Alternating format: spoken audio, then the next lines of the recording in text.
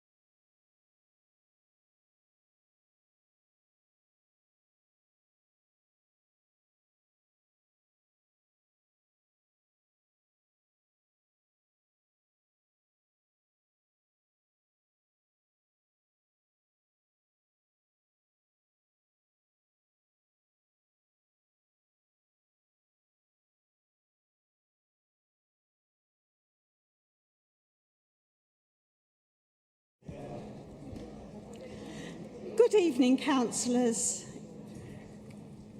It's just about 6 o'clock, so if everybody would like to find a place to sit. Well, I want to give everybody a warm welcome, particularly our visitors, but also to the councillors. I do hope you've all had a really good summer, and those of you who've been lucky enough to have a bit of a break, I hope you've enjoyed it. It certainly was a long, hot one, and one that perhaps some of us won't forget. There's an option, as you know, to join on Teams. I don't know if we have any councillors tonight joining us on Teams. We do. We have Councillor Ian Parker. But for anybody who's joining us on the live stream as well, very welcome. It's so good to know that people take an interest in the work of North Somerset Council. Now, you might notice that we have our new CEO with us tonight, Mandy Bishop. She's rejoined us after a bit of a break and come back to where she belongs. So it's lovely to have you, Mandy, and I hope that you're going to really enjoy your time with North Somerset. And also, I'm very lucky today to have Sue Buck supporting me because our solicitor is on holiday, I believe, or away at the moment. So thank you very much for sitting alongside me and helping me out tonight. Okay, now then, let's get on with the agenda. So do we have any apologies to report? Chairperson, I've got advance apologies from Councillors Peter Crew, Kieran Connolly and Councillor Nicola Holland. I understand that Councillors Child and Snaden may be late due to traffic, and that Councillor Ian Parker, as you mentioned, is joining us from Teams. Excellent. The old traffic, it always causes problems, doesn't it? Now, yes, sorry. Oh, sorry, more absentees, is it? Apologies from Councillor Ashton, please. I beg your pardon, I didn't notice that he wasn't here. Thank you, Councillor Bright. Right. Okay, so we now have public participation, and we are very lucky to have two people who are going to come and address us tonight.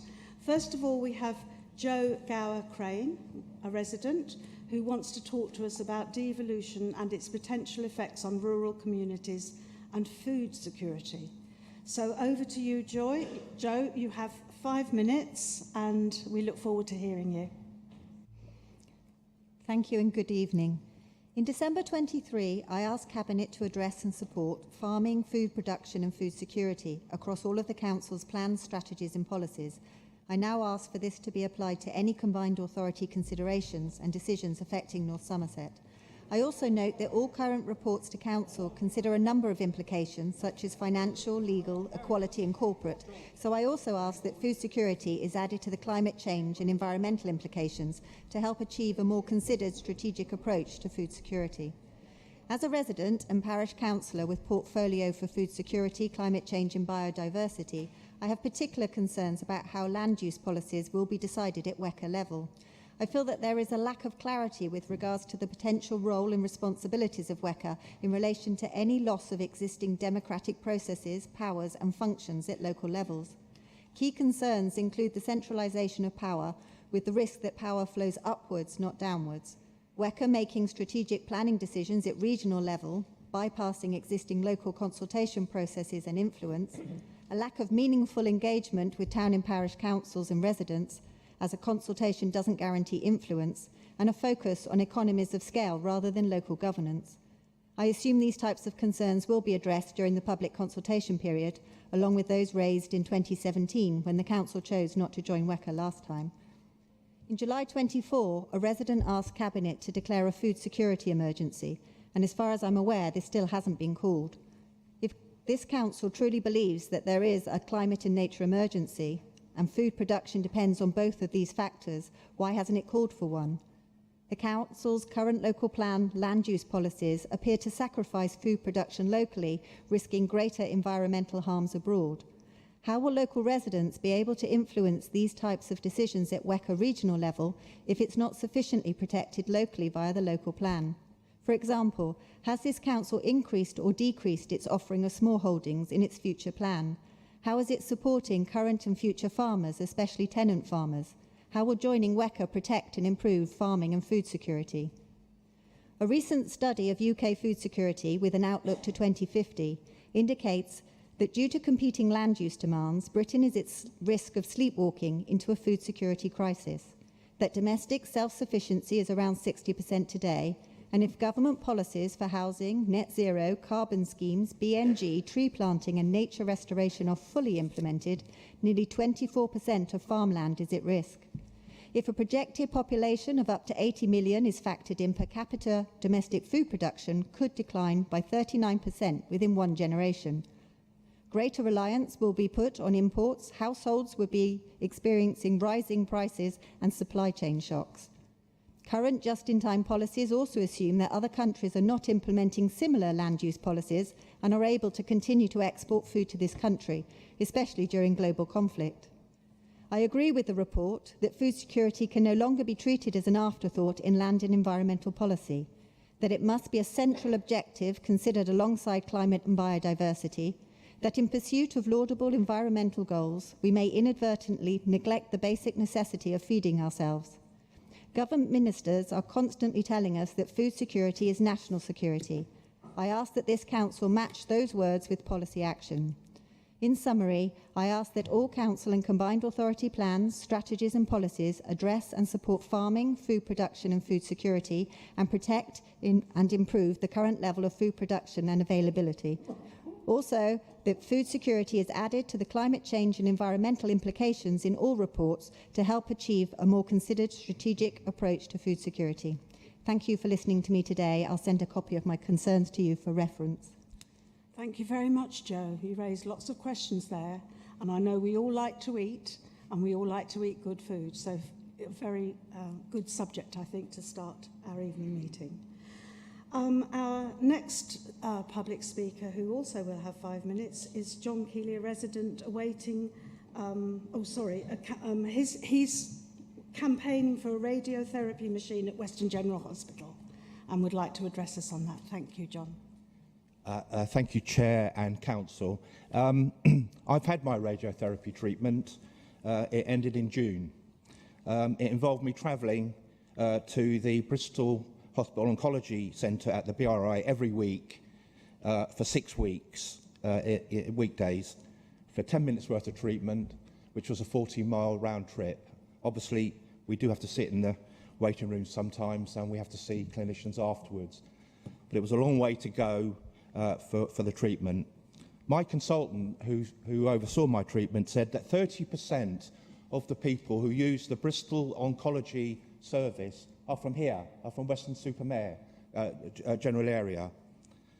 And he thinks, and he would like, the service to be delivered locally, would like to be delivered here at Western General Hospital. And he asked all his patients from here, including me, to contact the Trust to ask that we have a radiotherapy unit and service, a machine, at Western General Hospital. I did. I wrote to the Chief Executive and the Chair of the University Hospitals, Bristol and Western, and I received a really positive reply from the head of radiology at the hospital, who said that, yes, they recognise the problem, they are looking at it positively, and they thanked me for my response. So I've taken what they've said and what my consultant said about wanting the service to be delivered here, and I created a campaign, and it's 3 stages. The first part of the campaign was to have a petition. That petition in a month has produced over 1,300 names. I've written to all the 4 MPs that have a catchment area around the hospital. I've written to all the councillors, North Somerset councillors, town and parish councillors, who are also in that catchment area, and I've had an absolutely wonderful response. The second part of my campaign is to get it onto the Trust Board's agenda, because without that, without them looking at it, putting a business case together, it's not really going to go any further. And that's the second part. And the third part, and the really easy part, is to the third stage, if you like, the third phase. The easy part is to get the Department of Health to sign it off and just pay the money over. I think we know where that one's going, don't we? But anyway, I've had fantastic support from my local MP, Dan Aldridge, who is supporting the campaign, and also from the local councillors, many of whom have sent me very positive responses and have raised it already, signed a petition and done other things. As I've said, we're now on stage 2, and so I need you, all of you in this room, who want to see this service provided at Western General Hospital, to raise it through your scrutiny commissions, your health scrutiny commission, your health boards, and any other avenues that you all have to talk to the trust, to work with them and support them, to allow them to put a business case to government in the hope that we can actually get this service. Getting a cancer diagnosis is something we all dread. The treatment can be and is very brutal. It's when people are at their most vulnerable. So please, help remove this extra hurdle for future local cancer patients by supporting a radiotherapy service at our local hospital here in Weston. Thank you very much for listening. Thank you very much indeed, John, and it's so good to see you so well and you know, able to express that so brilliantly and clearly, because I don't think until it happens to you and somebody in your family you can really understand the consequences. So I think it's something that we will certainly be taking on board, and long may you continue your campaign. Thank you very much. Right, now on to declarations of disposable pecuniary interest. Is there anybody here who needs to declare that tonight? None, thank you. And now the minutes of our last meeting, which was held on the 8th of July 2025. I understand that there might be a rewording needed. Councillor Pryke, is this something that's been raised? Or no? News to me, Chair. I was told that you might suggest that you wanted to change, and you obviously don't. So I think it's approved as it is then. Thank you. Okay, so can we all approve the minutes of the last meeting? Hands up, please. And anybody against? No. Okay, thank you. Right, now our next agenda item is question time. I am sure plenty of people may have questions to raise. Please raise your hands and we will try and take down all the names that we can see. I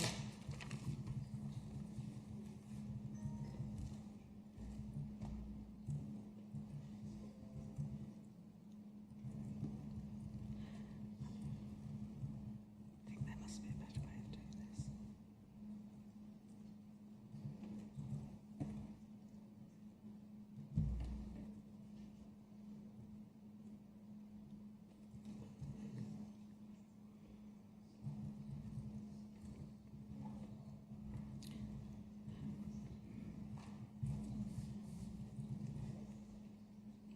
So if we count the numbers, 1, 2, 3, you think there's 10?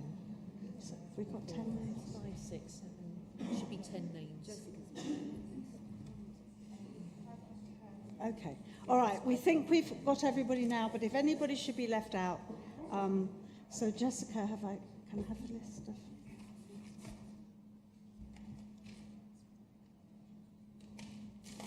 Thank you. She got further than me. Okay. All right. I don't know if it was the order that hands went up, so we'll do our very best. Councillor Smith, I think you're the first one on my list. Thank you, Chair. This one's a question to Councillor Caniford. One of the arguments that the administration justified parking charges with was that this council cannot afford to subsidise free parking. The primary new paid car parks in Clevedon off of Great Western Road have cost an average of £183.33 in maintenance over the previous 6 financial years. Do you think that the administration has been misleading? No. Right. very brief answer there. Councillor Petty, you have a question for us. It was a bit of a spontaneous question, but it's to Councillor Homaris with the Portfolio for Health. Based on the resident who came to speak about his... was it John? Yeah, John. As John spoke about his needs for radiotherapy, and I took my mother for chemotherapy at Western Hospital, so I do recognise what a value that service can have. Jenna, in your role as councillor with health as your portfolio, will you champion that cause and better services for all residents who are served by Western Hospital so that journeys can be reduced so they don't have to travel to Bristol for that? Thanks very much for your question.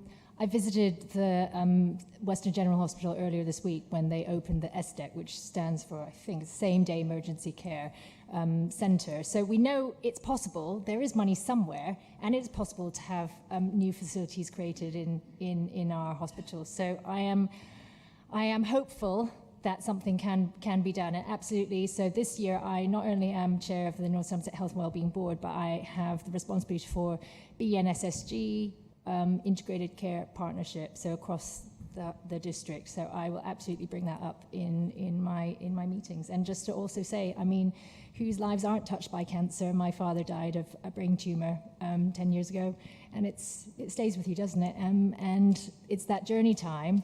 Luckily, we didn't have to, it wasn't around here, but it makes a difference, I think, to have a more straightforward journey to be able to get the care. So thank you very much for your campaign and good luck. Thank you, Jenna. Councillor Dorr, you've got a question? Yes, my question is to Hannah Young.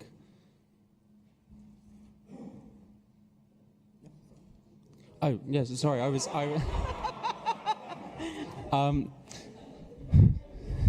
no, that's it. Are you? Sorry. So I can give you lots of answers. My understanding is the Cleve Parish has been requesting a 30-mile-an-hour speed limit through the main part of the village on the A370. This request has been coming back and forth to the council, from my understanding, for the last 32 years. It was told to the parish that they would receive that 30-mile-an-hour by your predecessor, and now, from my understanding, it was promised with the BSIP scheme. The BSIP works and the communication to Cleve about what is happening with that scheme has been intermittent, and the council is now kind of wondering if A, if any schemes are going to go ahead, and B, if the BSIP schemes are not going to be delivered, can they guarantee that we will still be receiving a 30-mile-an-hour scheme from your department without that BSIP funding? Thank you, Councillor Dorr. Can I just assure people that the BSIP schemes are going ahead, and that we have had quite a gap in spades in the ground on the programme, because the remaining schemes are all part of one single contract, which we're just trying to ensure that we're clear about what's happening in all locations before the programme starts again. So there will be further work delivered through BSIP, and yes, we are intending to deliver the 30 miles an hour in Cleve through that BSIP programme. So I'll be very pleased if we can put an end to the 32 years of waiting and have the 30 miles an hour. We have had some difficulties. I know I've been informed by the team that the last communication with the Parish Council around the nature of the extent of the scheme was in July. Appreciate it's now September, and I do apologise, there hasn't been an update so far. What's happened is the engineer who was working on the project has unfortunately left the council. We do find it incredibly difficult to recruit skilled engineers. They're very much in demand, and we're trying to do so at the moment so that we can reallocate the scheme. But once we've got a resource in place, then yes, it will be continuing, and I will make sure that we keep the parish council up to speed, to use a pun, or at a low speed perhaps, as we move through that process. But the hubs programme within BSIP comes to an end in March 2026, so we'll be delivering it between now and then, but we will come back with a specific date. Thank you, Hannah. Councillor Pryke, this time you have got a question. This time, thank you, Chair. My question is to Councillor Caniford. How many responses did the TRO for the introduction of car parking charges in Clevedon receive? I don't know at this stage. We haven't addressed all of the questions, which we are currently doing. I'm not exactly sure of how many we received. I can assure you that most of them were a very similar vein, and they can all be and have been answered to me. I don't know whether those answers have been published as yet, but I will find out for you and let you know. As a supplementary question, Chair, in response to the executive member, I'm sure he'll also remember that a petition was delivered to this council with 3,212 signatures against this car parking charges. Why is it, therefore, that we are hearing rumours that signage for these charges is already being produced and ordered for Hill Road? Signage has not yet been made. That is simply rumours, because, of course, part of the consultation is the changes that some wanted to see. And as I said to you last time regarding half an hour free parking, and that hasn't changed. So until that consultation's been signed off and agreed or finalised, we will not know the results of that. But as I think said to you last time, that half an hour will be included. So I'm sure signs haven't yet been made at all. Thank you, Mark. Councillor Shopland, I can't quite see you from where I'm sitting, but you're there. Oh, I can see you now. I'm here, Madam Chairman. Good. To the leader of the council, two very important subjects have been brought before us by members of the public. How will they be introduced into the workings of this council so that all councillors can participate and take part in the debate? Thank you, Councillor Shopland, for your question. As a result of changes that we introduced last year, we do now formally record in the minutes, of course, all of the public participation comments that we get. They are allocated to relevant cabinet members to respond to, and we do endeavour to then publish those responses in the minutes and agenda papers for the following meeting, so that members can see what action has been taken as a result of public participation. I think it's worth noting that that's the first time that has happened, and I think certainly under the previous administration, there wasn't any routine follow-up to public participation, and that's something that we have sought to address actively. And I certainly invite and encourage all members to read those responses, and if they wish to follow things up with the relevant cabinet member or through the relevant policy and scrutiny committee, they should do so. Thank you. I certainly read them myself. I think it's very important that we do read all of the papers. Councillor Cartman. Thank you, Chair. My question's for Councillor Waite. Following a meeting of Wraxall Parish Council last week, local parish councillors expressed a lot of concern about the introduction of a booking system for Backwell Waste and Recycling Centre. I think many shared my concern that the proposals look to solve a problem that's tiny, have inconsequential benefits, but do have significant resident objections. Given this, can you reassure me that you'll have a look at the data to make sure that if we do go ahead, it is worthwhile and we're solving proper problems with proper benefits? Thank you, Councillor Cartman. I absolutely understand the concern that both residents and parish councils have expressed. I've had a number of those myself as well in my inbox. None of us like change, but sometimes change can be a good thing. Introducing a booking system is in line with this council's waste strategy. It will help us manage our waste more efficiently and effectively and with better outcomes.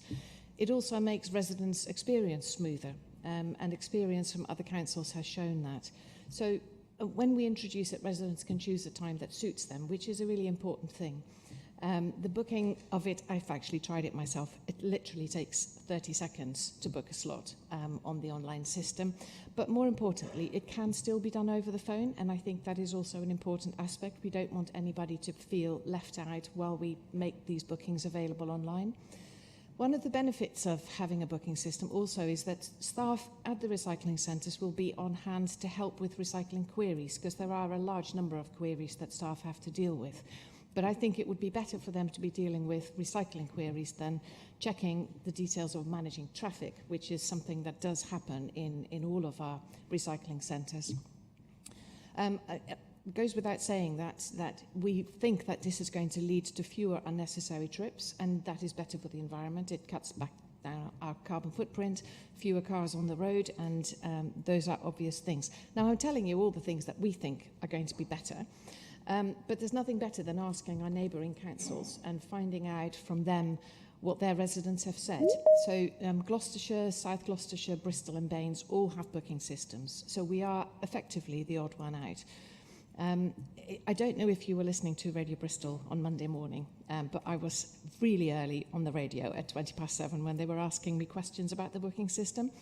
Interestingly, they started the whole programme about that by talking to residents at the recycling centre and asking them for their views on what the booking system was like. They couldn't find a single person to speak to them that had anything bad to say. The only issue that one person raised was the question of, is everyone able to book? Is it going to be online, or, are there other ways of doing it? Everyone else literally was glowing about the ease of the system and how much better it was for them. So while I do appreciate that this is of concern because we don't like change, I am confident that things will be that this will be a popular change. That once we have introduced it. So we are introducing it in Weston-super-Mare. That's the important message I want to also stress. We're doing that because we do want to check first and make sure that everything is going as smoothly as we want. And if there are any necessities for tweaking it, then obviously we will. But the intention is to, once it has been successfully implemented in Weston, we will roll it out to Backwell and Portishead. And I know you're going to ask me a question. Can I have a supplementary? Because the point of my question was that we base on data for Backwell. Sure. I used to live in Bristol. I used to use the waste recycling centres there. It makes a lot of sense there. It may well in Weston, I don't know. But in Backwell, I can't find a single person who says they have significant traffic problems. The staff are brilliant at the site. And I would rather we looked at the data and the evidence from the site rather than use officer time on a project that has minor or inconsequential benefits for anyone. Absolutely, and I should have said that to start with. It goes without saying that we will be looking at the data. That is absolutely fine. But while I have you all listening to me talking about rubbish, that was my joke on Monday, that I was on the radio talking rubbish. I did want to very briefly, if I may, give you a quick update, because there's lots of good news happening with our waste. So our update on 3 Weekly is going to take me 10 seconds, but we have a reduction in our black bin residual waste. We have an increase in our food waste collection. We have an increase in our recycling. Our soft plastics collection is very, very successful, and the first load is about to be shipped this week and is going to be turned into plastic pellets for reuse as new plastic. And we have an increase in our cardboard collections too, and our HGV drivers are back to normal. And I would like to add to that, if I may, Chair, because it is still about waste, is that our Somerset app now has 28,000 users, and it is extremely useful. It's now in full use for our waste collections, and anybody who has the app will get automatic messaging about when their waste is due to be collected, and if there are any particular issues in a road, they get those too.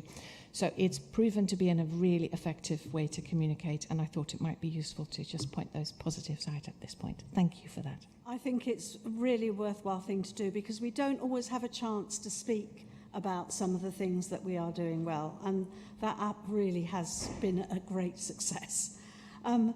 Right, thank you for the question, Ash, and over to Councillor Griggs for her question, please.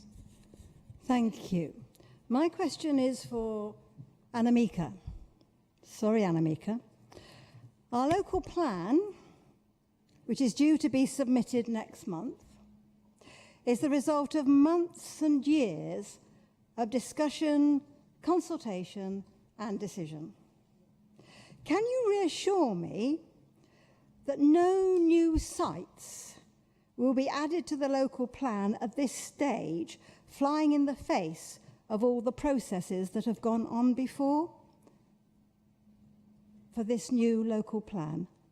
Thank you. Thank you for that question, and I am aware of the query is relating to some proposals for your ward.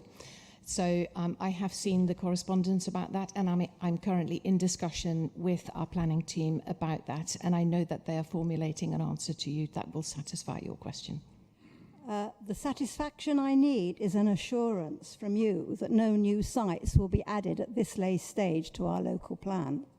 I'm afraid I can't give you that assurance at this point because it is a real movable, I was going to say a feast, but it's not a feast. It is a movable thing because as we progress with our local plan, some things are dropping off the list, and that means that we do need to allocate other sites.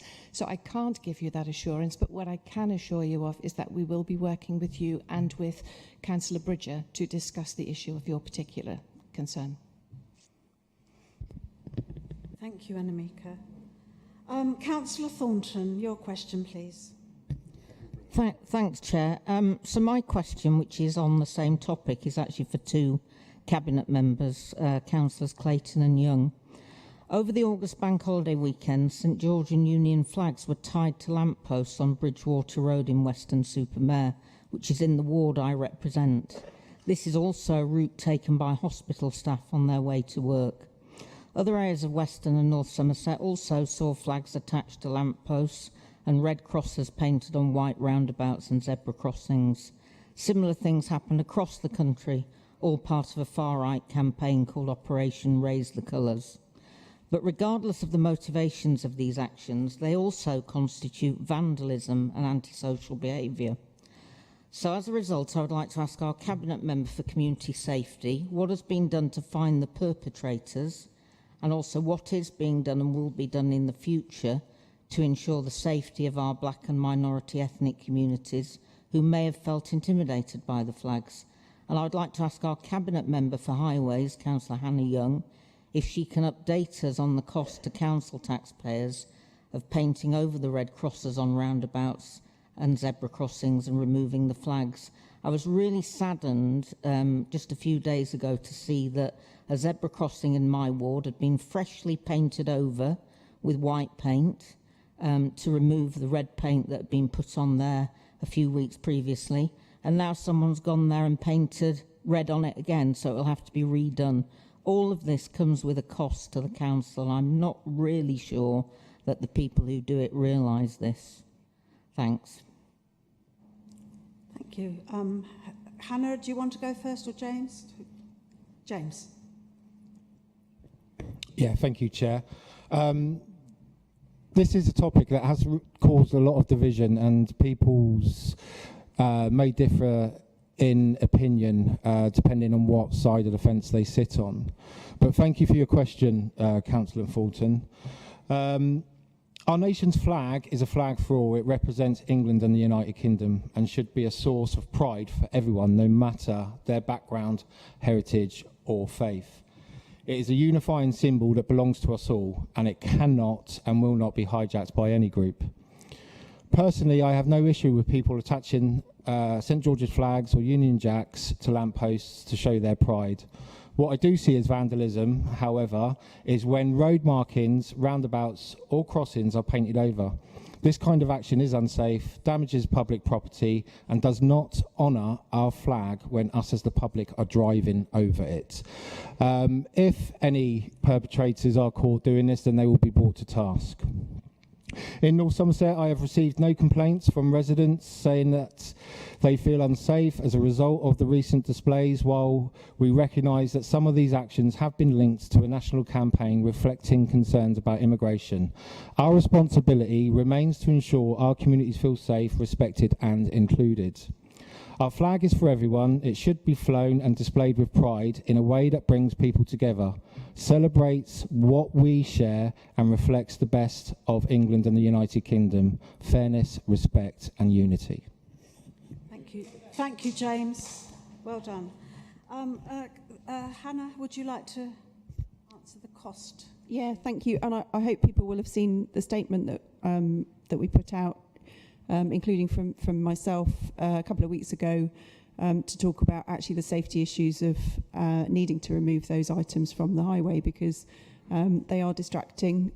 I do agree with what has been said already by Councillor Clayton. It's a flag for everyone, but preferably not in the eye line of people driving on the highway. We have enough accidents already. So we have been removing them. The cost to date of repainting and removing unsafe flags has been £6,000. We do that via contractors so that we're safe in removing things from lampposts. I get very concerned when I see the height of some of these flags that have been put on the lampposts about the people who are actually putting them up. I'm really concerned. I haven't seen it personally, a person doing it, but I do worry about how that's being done, because as a council, we have to do that properly and make sure that people are safe. What could we do with £6,000? Well, we could fill 200 potholes, which personally I would prefer to see us doing than having to repaint over vandalised roads. And I get lots of queries all the time from people who say this roundabout or that roundabout needs to be refreshed, and I'd love us to be able to spend our money doing that in places that need it and not repainting over things that are consistently vandalised. So I hope that answers a question for you, Councillor Thornton. Thank you, Hannah. Councillor Payne. Yeah, my question was very similar to Councillor Thornton, so I think just move on. Okay, thank you very much. Well, it is a subject that I'm not surprised it has brought a few questions before us. It is concerning, I think, seeing what's happening. And what's the last one? Is that Bridger? Oh, Councillor Bridger. Thank you, Chair. My question is for Councillor Waite and Amika. It's about solar farms, of which I have to say I'm in principle in favour of, but I just prefer they covered our car parks rather than our fields.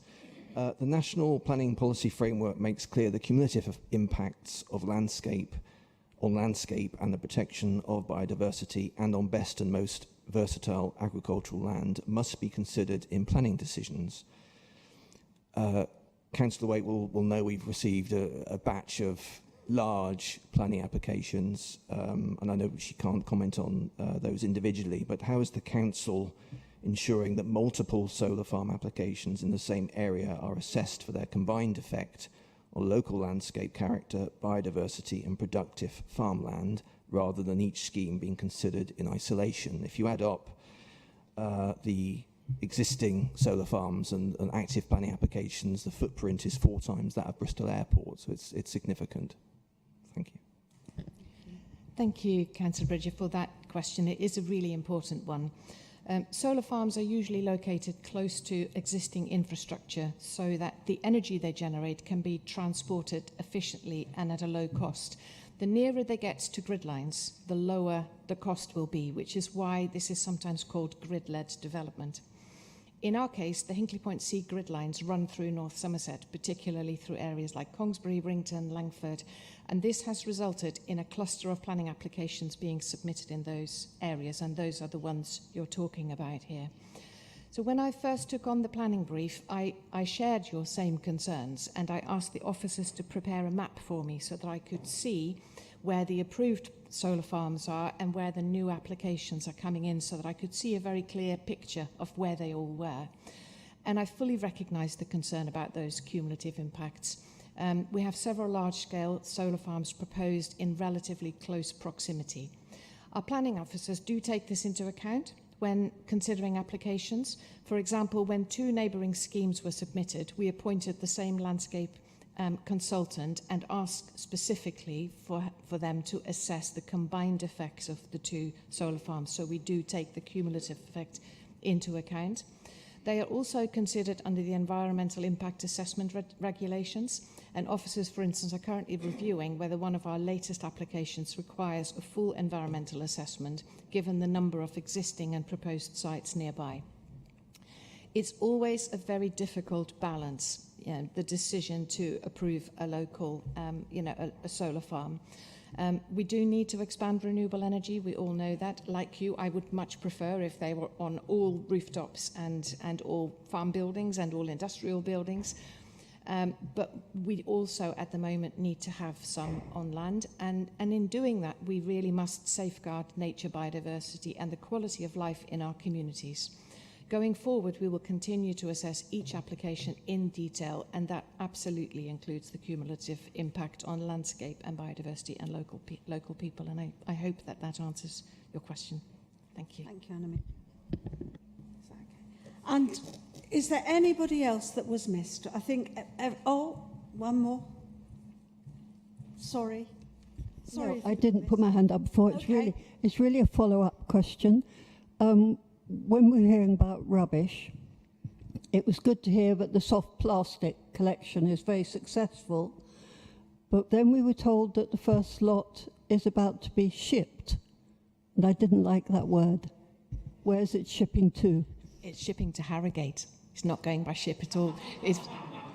It was just a turn of phrase, but you're quite right pointing that out, because it's really important to us that our plastic does not go overseas. So we found a company in Harrogate that are going to be dealing with our soft plastics, and they're being turned into little bits of plastic that they can then melt and mould into new plastic goods. Still plastic, but at least it's recycled. Thank you for the question. And actually, I would like to say well done to North Somerset, one of the first authorities to recycle soft plastics, and what a success. I don't think anybody expected the amount that we gathered was, you know, and the fact that we found someone who's going to be using it and it can be reused is really wonderful. So well done. Right, okay, on to item 6 and our forward plan. Just move that it's noted, Chair. Okay, I hope everybody's read it. It's a very important document. Item 7, motions by members. And today we have Councillor Burden, who's going to come before us with a motion. Move the motion on the order paper, Chairman. Thank you. So, did you want to speak about it? Or? Isn't it normal that we have to have people agreeing for it to be debated? Sorry, yes. I do beg your pardon. I forgot that little bit, Peter. Yeah, thank you very much. So can we have a seconder for the motion? Oh, we've got plenty, yes. Okay, thank you. I think... oh, we have to have 7 people, do we? Oh, well, I add my hand then. Oh, thank you. That's fine. Thank you very much. Thank you, Chairman. It's written before you quite easily. It's one of those things I, 18 months ago, brought a motion to Council. Started off with Councillor Shopland and I amended it to ask for a list of those works the Environment Agency are not going to carry out. I think, Chairman, the Environment Agency really do need to get their act together on this one. They issued a blunt statement to landowners that they were no longer going to maintain the rivers or the main watercourses crossing people's land. This was roughly at the same time as they decided they were going to employ an extra 250 inspectors, and not long after they'd put somebody in prison for doing work on the main river, which an Environment Agency officer could have done without any approval at all. We've got this situation, Chairman, where years ago the Environment Agency used to maintain our rivers to an extent that annoyed me intensely. There wasn't room for a duck to have a paddle or anything. In the rivers, particularly going through the Gordeno Valley, they scraped them clean. Then environmentalism took over and they started doing a good job. We've now got the situation that they are withdrawing completely. And this is leaving landowners, and I think the council must be aware of this, an awful lot of council land carries riparian owners' rights and duties. And when you look at somewhere like Clevedon, people will be horrified when they realise they are responsible for their little bit of water. And I think for this to happen quickly, the way the Environment Agency have done it, is totally wrong. So, Chairman, you were actually at the meeting where the Association of Drainage Authorities for the South West of England passed the resolution I put in front of you now, and I think this is the very least that we should expect. Because to put it bluntly, Chairman, we, as a North Somerset Council, are the lead flood risk authority. Now, for the Environment Agency not to have discussed this matter with us, I think is abominable. On the positive side, though, Chairman, I think given time, there are local organisations that would be prepared to take over some of these assets and run them in an environmentally sound and hydrologically safe way. But what it will do is it will require time, it will require input from the Environment Agency, and more importantly, the Environment Agency will have to pass over rights, because there's no way a volunteer organisation is going to start doing any work in this district with the Environment Agency's big hammer hanging over them. So I move the resolution and move the recommendation in front of us, Chairman. Thank you very much. Sorry, I can see a hand. Is that David? Yeah, Councillor Shopland. Madam Chairman, I am passing no comment about the motion because I suspect I'm one of the few riparian owners in the hall, so it does affect me. But I will just make one small statement. I think it was 1925 or thereabouts. Riparian owners in Clevedon and elsewhere paid a commuted sum to the Rivers Board for them to maintain the rivers hereafter. And I would like the board to pursue that, because that was a legal agreement which can only be overturned possibly by a court of law. But, Madam, I'm making no statement on the motion. Thank you very much. I think I get the gist of what you were saying. We're going back 100 years, but nevertheless. Yes, I did attend the emergency meeting, and I've been very impressed with the Drainage Board and the way they conduct their affairs. The training I've received to sit on that board, I've been very impressed with. And it is quite clear that to do nothing to our rivers would be a bit of a mistake. So is there anybody else who would like to... yeah, another hand, let's see. Yes, Councillor... Is it Councillor Pright behind there? Oh, Smith. Yeah, sorry. Well, I just thought I'd briefly draw attention to the Landio in Clevedon, which has become horrendously congested. The river flow is badly affected, and its general vitality, I think, is pretty poor by a common agreement. And I just hope that by sorting out the riparian maintenance and stewardship, by empowering community groups, and to get the proper funding from the EA is a massive goal that this council should really achieve. Thank you very much. Councillor, yes? I just wondered if Pete could answer a question in relation to the Somerset Drainage Board Consortium, because I've had talks with them recently in Wick St Lawrence about the drainage problems and the fact that they're not going to be maintaining any of the waterways. But they are adamant that they are very, how shall I say it, very forceful with landowners in relation to maintaining those waterways at their expense, but completely having no interest in those waterways. And my example is that where I live in Wick St Lawrence, the waterway was blocked for nearly 15 years, and the person that bought the land then cleared the waterways, reinstated the waterways and put in pipe work and everything so they all flowed nicely. And he's now trying to make an amendment to that, and the Drainage Board are basically trying to take legal action against him for maintaining the waterway in a specific way that he's done it, but they're just not interested. And I just wondered where they sit with this EA part of this motion. I think that might be a different question, really. Chairman, as Yes, Vice Chairman Peter. of the Board, I'll chat to the member afterwards. Yeah, I think that would be a very good way of resolving that, because it is a different matter. Right, so, one more, Steve?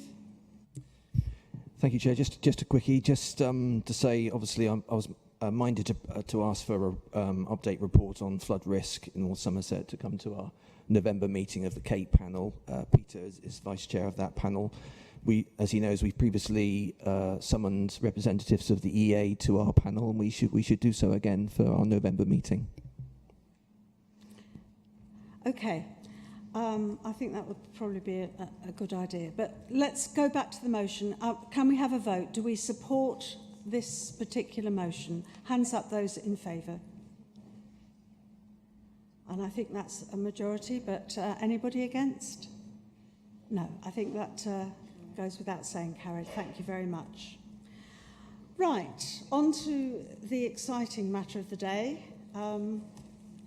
the Birnbeck Pier situation. So, Councillor Caniford, would you like to present all the latest details? Thank you, Chair. Yes, and after a lot of hard work and knockbacks, as we are all aware, we actually have some fantastic news, which is extremely exciting. The National Lottery Heritage Fund has stepped in to close the funding gap with an extraordinary increase in grant of £5,544,700. The report that councillors have seen is a replacement of the recommendations that have been published, and these are including the acceptance of the said amount of grant funding. I am delighted tonight to present this report this evening and look for your support. While it was not entirely clear at first which report we would be bringing forward, we made a promise to work right up until the last moment to secure a solution to this long-standing challenge. The project concerns not only the much-loved structure, but also the final vital element of the placemaking strategy that was launched in 2019. When we embarked on this journey, we could not be certain of its success. However, thanks to funding announcements and the awarding of this grant and also the awarding of the contract tonight, I believe we can say with confidence that the objectives of the pier and the placemaking strategy have been achieved. The results are already having a significant effect around placemaking on the town that endured decades of neglect before 2019. The funding decision taken place in July meeting, which had strong support from members, now allows us to move forward with a fixed price contract to ensure we get on and complete the project that has overwhelming backing from residents in the area.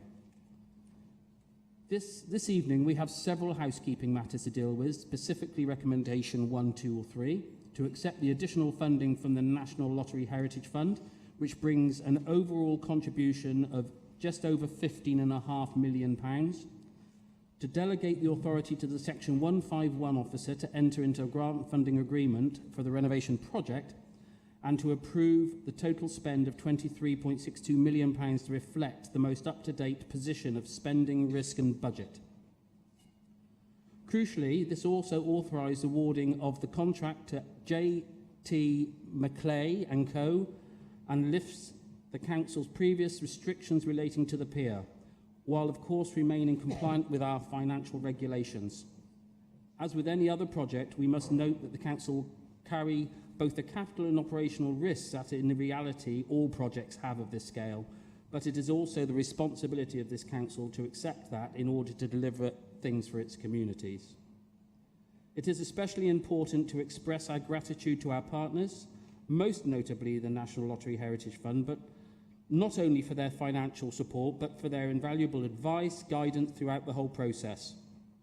We should also acknowledge the English Heritage, the National Lost Memorial Fund and the BRT. And of course it would be remiss to go without saying officers Jenny Ford, Rachel Lewis and our past Joe Walker, who has moved on now, for the tireless work they have taken on this project, which we would not have today, and we came from nowhere on this 5 years ago. But also to recognise the other officers on the council who have done so much work on this project and very quickly to close this gap. I finally must emphasise that it has been a long-held ambition of both ward councillors, Councillor Cropford-Hawley and myself, and indeed many other council members, to achieve this. I very much hope council support this report tonight, and that together we can deliver a long-awaited project for our community. So please support this. Thank you. Thank you very much, Mark. And I would like to reiterate your thanks to everybody. You know, to have this at the last minute and turn things around was quite remarkable. And to be perfectly honest, I think it was a little bit unexpected, because it was almost like achieving something that was impossible to achieve. And I want to just say that this is because this isn't just a local issue. This has got this money because it is of national importance. And I think we are very lucky to have something in our midst that is of national importance.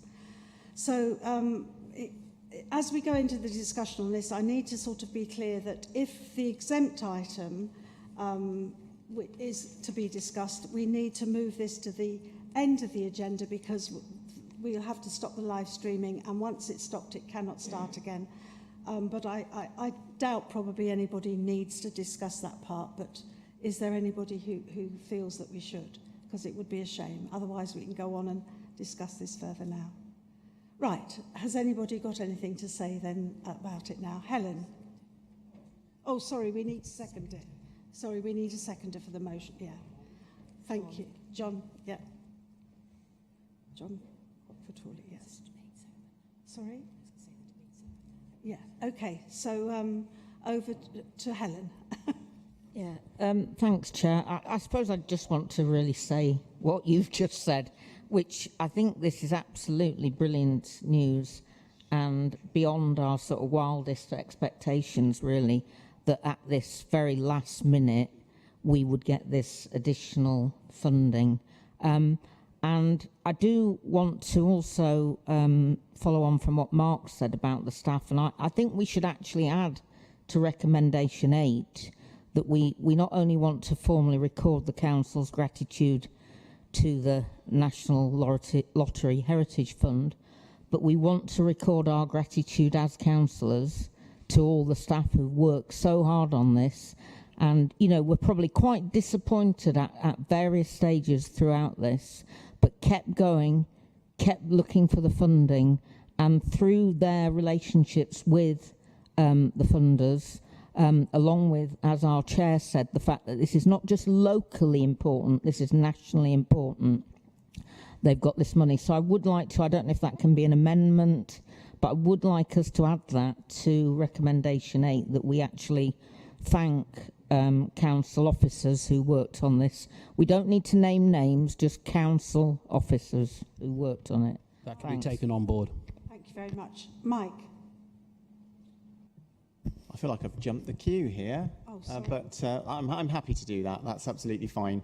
I just wanted to say something about the fact that I think it's really important that we recognise that this is, you said, Chair, unexpected, but actually it was certainly unexpected and last minute, but it is absolutely the product of hard work. And I think we need to recognise that this is recognition of the work that's been done over a number of years by our officers, by elected members, by our partners and by our funders. It's a real vote of confidence in the project. We absolutely had a setback earlier in the year, but we've been able to recover from that. And as a result of the strength of the relationships that we've got with our existing funders, we've had this further injection of investment.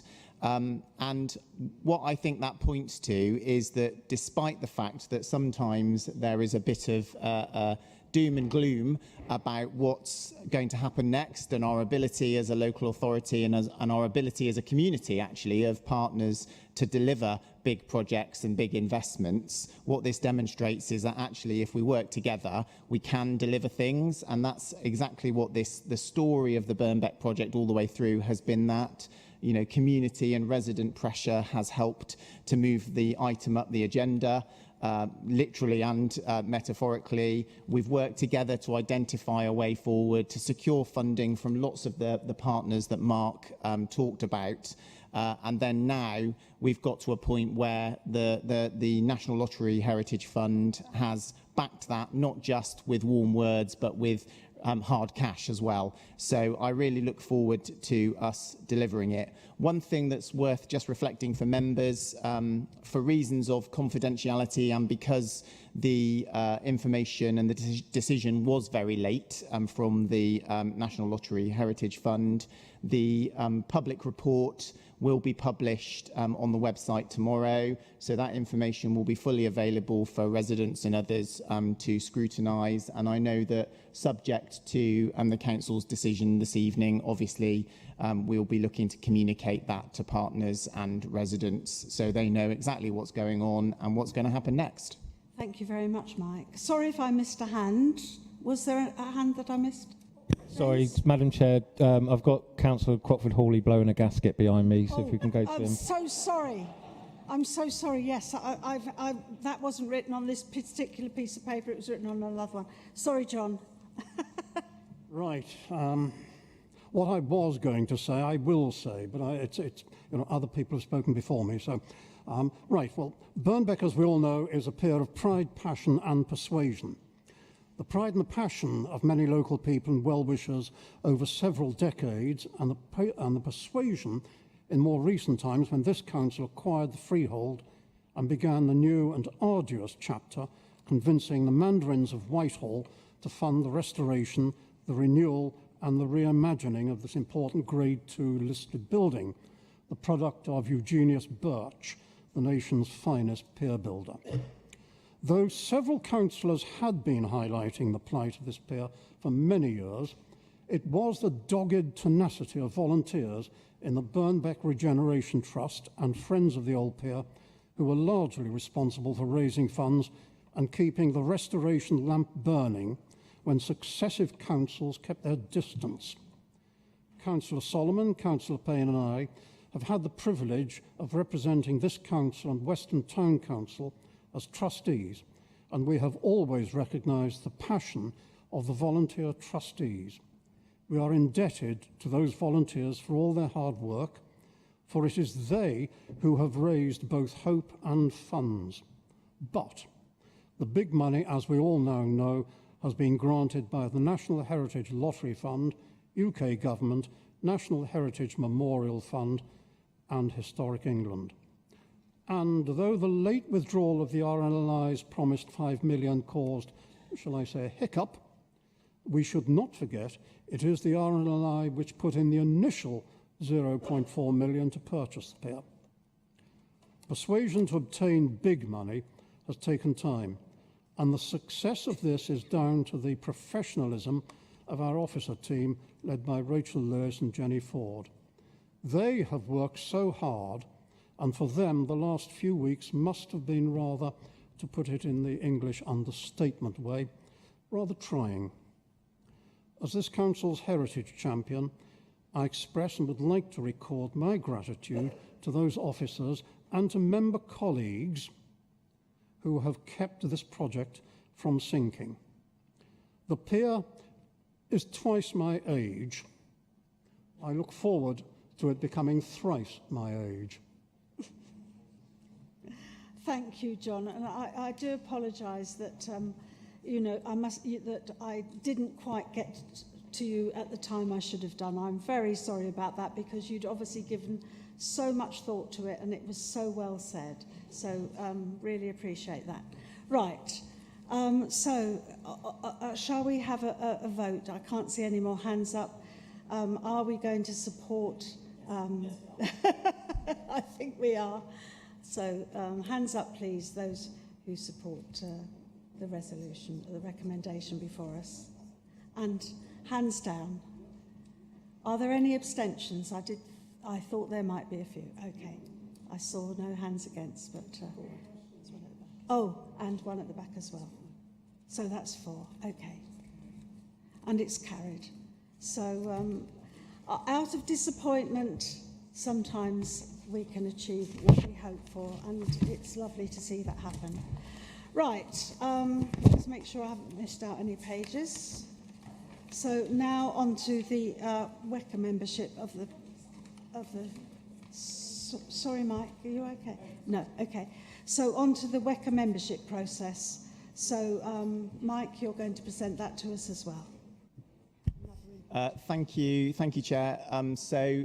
Colleagues, this report sets out the formal process for North Somerset to explore joining the West of England Combined Authority as WECA. We know this has been under discussion for some time, and what is before us is not a decision to join today, but a decision to embark on the proper legal and democratic process as part of evaluating the case for joining the combined authority. That process, as the report sets out, includes preparing a detailed proposal, consulting with residents, businesses and stakeholders, and then putting the matter back before full council for decision. If after that the case is made, it would be submitted to the Secretary of State, who may then bring forward the legislation required to make membership possible. I know that lots of our community and certainly members are asking themselves, why is this a good idea? Well, that's exactly what this process is about. It's about allowing us to test the case for membership in a structured way. So we will be able to set out clearly what the benefits might be in terms of investment, jobs, transport links and housing, what the governance arrangements would look like as part of the combined authority, and it enables our partners, organisations we work with, our residents and our businesses to feedback their views and their concerns through the consultation. So this is very much the next sensible step in assessing our relationship with the combined authority, and I think it's the right thing for us to be doing now as a council. I think we also have to recognise the wider context in which we're operating. Devolution, whatever our views about it might be, is clearly the policy priority of both the previous government and this government. The new government in particular is taking powers through Parliament at the moment that will enable them to force devolution arrangements, combined authorities and mayoral strategic authorities on local authorities, whether we like it or not. So I'm afraid there is also a bit of pragmatism required here, that it is better for us to engage in this process and try and shape it to suit North Somerset and the needs and priorities of North Somerset, rather than having it forced upon us. Very happy to hear comments and questions, but I would urge colleagues to support the recommendation, and let's kickstart this formal process. Thank you very much. Is there a seconder? There is. Councillor Gibbons. Thank you very much. Any comments? Yes, Caritas. Hello. Let me be clear at the outset. I do not stand against regional collaboration. Far from it. The challenges we face in transport, housing, skills and the climate crisis do not respect boundaries. Though I am going to speak against what I think is a very flawed approach. As Mike said, we have no choice. So therefore, this process is not an equitable process. Working with Bristol, Bath and North East Somerset and South Gloucestershire can bring real benefits. Partnership, when done right, is powerful. But the question we face today is not about partnership. It is about how North Somerset Council is approaching its membership of WECA. And I must speak plainly, this is not real devolution. Devolution is about power flowing outward to communities, to residents, to those whose lives are affected every day. What we are being asked to endorse today feels like power flowing downward, a top-down plan packaged in Whitehall with outcomes already decided. In short, it feels done to us rather than done with us. There has been no genuine co-creation, no serious engagement with the communities we serve. Parish councils, town councils, residents, their voices should be shaping the deal, not reacting to it after the fact.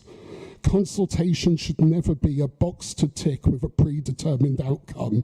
It should be a conversation, a process of designing together.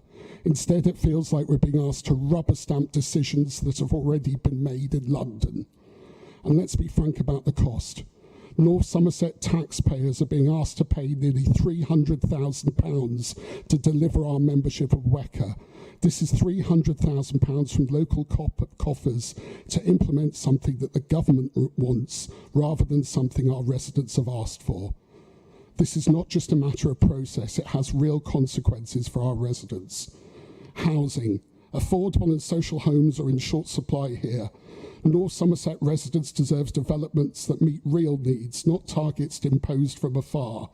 Under this current model, housing allocations and planning decisions could be dictated regionally without sufficient input from the people who actually live here. Representation. However flawed, right now residents hold this council accountable. Inside WECA, their influence is diluted.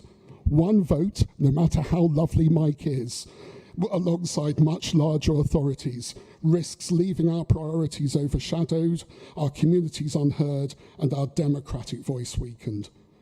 Colleagues, this is not a lack of faith in our neighbours. I respect the work of Bristol, Bath and South Gloucestershire. We share similar ambitions.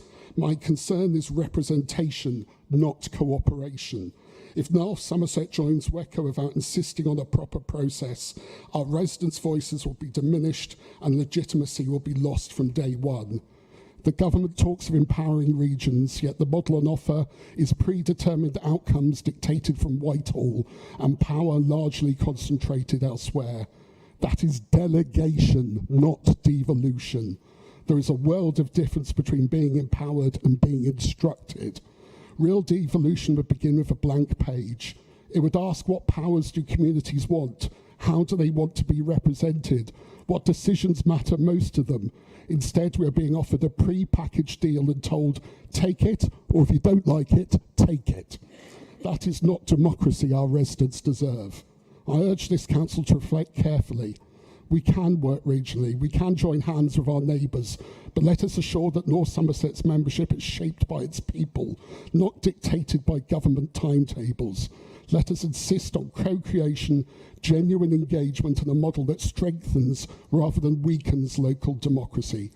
Let us be ambitious, let us be collaborative, but also let us be bold and unwavering in standing up for North Somerset.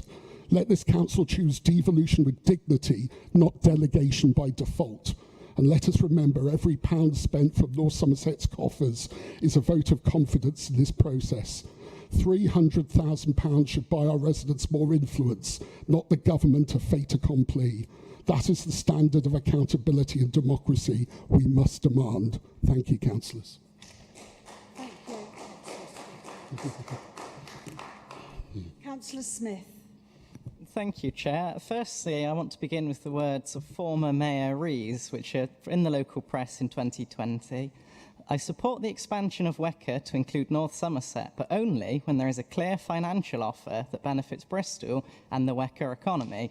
The White Paper, to me, seeks to create a one-sided relationship subject to, and I quote, unprecedented powers for mayors. The aim to remove unanimity to favour majority voting will ensure there is a limited requirement for mutual prosperity with no real ability to defend it. Many of these extra resources that WECA may give us may unlock. Some of them they've had the option to share, and they clearly haven't. So I would challenge the idea that there is a default boon to resources. And I'd also recommend and remind that it was only a couple of years ago that our own administration was boasting about the government funding they received compared to our neighbours in WECA. I would like to move an amendment to this item, which I will email out to you as I speak, and it will add a subclause to recommendation 2 to read 2.3 to provide a realistic time frame and communicate the council's expectation that all town and parish councils be allowed to consider a resolution relating to WECA membership and the alternatives. All of our towns and parishes should be given a realistic time window and asked to make these resolutions, because this administration has got to practice what it preaches about local devolution and not blindly chase centralisation. Thank you. Is there a seconder for that amendment? Councillor Pryke, I think your hand went up first. Okay, thank you. So, do we have a vote on that? Yeah, we'll have a debate on the amendment. Thank you. So, anyone have anything that they want to say about the amendment? Councillor Pepperell. Thank you. What I'm wondering about is if we go into WECA, we have to go on supporting the running of North Somerset, and then we also have to support the running of WECA. So how much do we think our council tax will go up? Okay, so that wasn't about the amendment, was it? So just on the amendment, I'm happy to accept the amendment. I think that's fine. We're clearly, when the report sets out our ambition to engage and consult the community, that absolutely includes town and parish councils. It's worth noting that last time, actually, the town and parishes were the most active and vocal in engaging in the devolution consultation that happened a decade ago, and I would absolutely expect the same thing. And the way you've worded it, I'm perfectly happy to accept, because I think there is probably a bit of a discussion to be had about what is a realistic timetable. We've got an 8-week timetable that we're setting out for the consultation. I hope with appropriate planning we can make sure that that is sufficient for towns and parishes, but the spirit of what you're saying I absolutely agree with, so I've got no issue with the amendment. Thank you, Mike. So the recommendation will be now as the recommendation with the amendment that we have just heard. Has anyone got more to say? Yes, Councillor Shopland.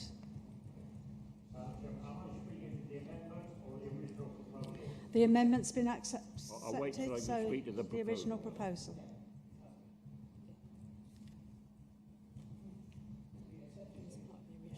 Right then, Madam Chairman. We're too late.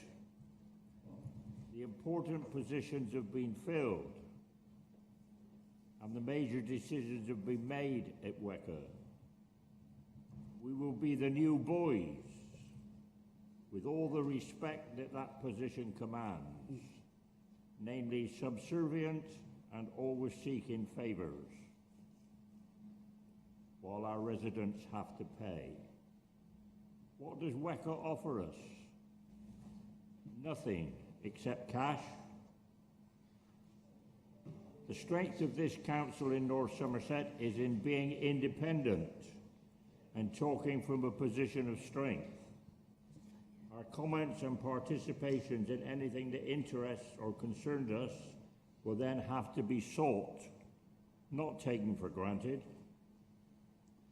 And more important, and it has been touched upon, is the fact that at present our constituents have an immediate access to an authority that they can control through the ballot box.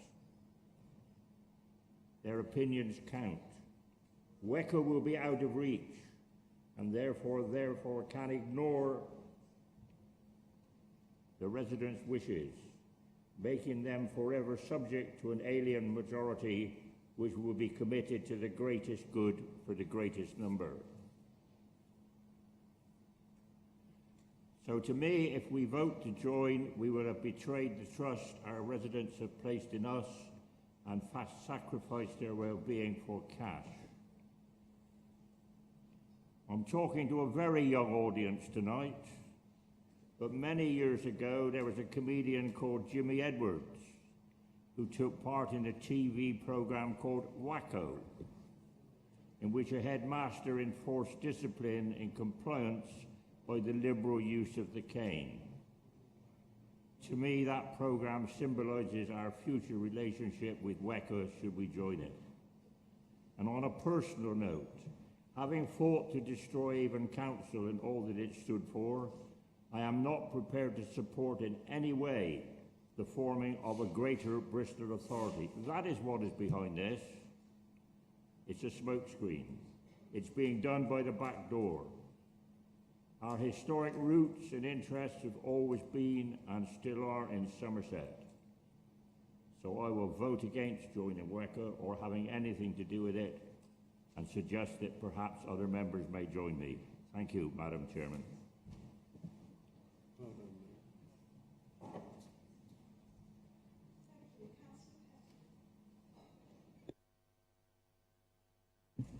Thank you.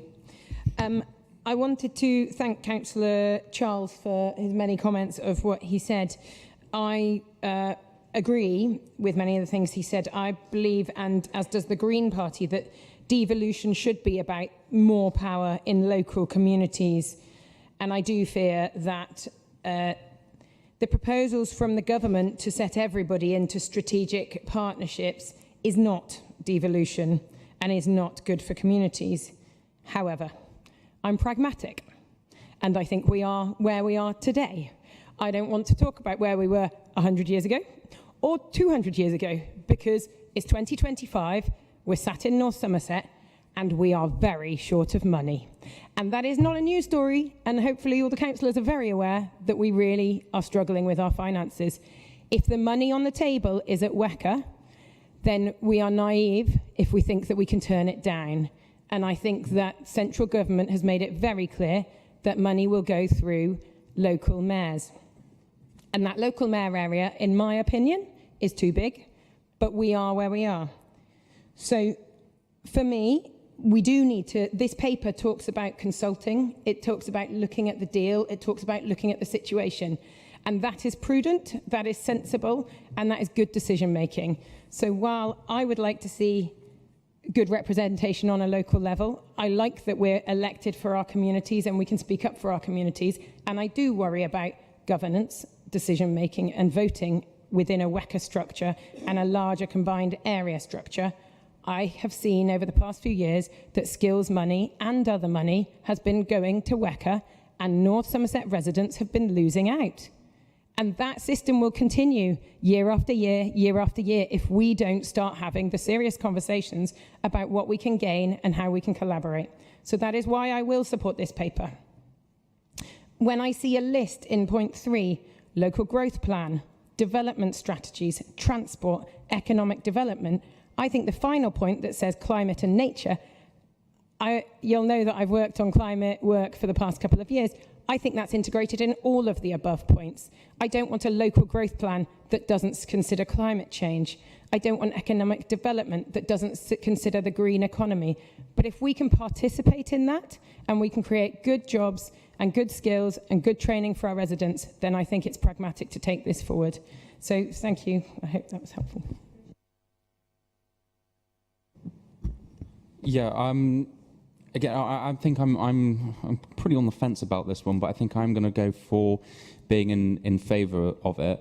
I mean, I'm seeing people kind of in the public gallery who've asked me questions on the WECA proposal, and I think that we do need to have this first step to actually offer a consultation. We can't go into a consultation about WECA with no information, but if we would like this to be, I would like this to be a little bit more inclusive of the other councillors here. So, Mike, if there's a possibility that during this process that we can have some sort of all-member briefings, or that you're able to be open with us so that we can ask questions on our specific areas, because as councillors we represent, 3,000 plus residents who do have their own kind of interests and concerns about this, that I think that we should be able to address during this process, to maybe help speed things on and then ease things during the consultation period as well. So yeah, if we're able to have at least maybe an all-members briefing halfway through, I think I'd be more persuaded.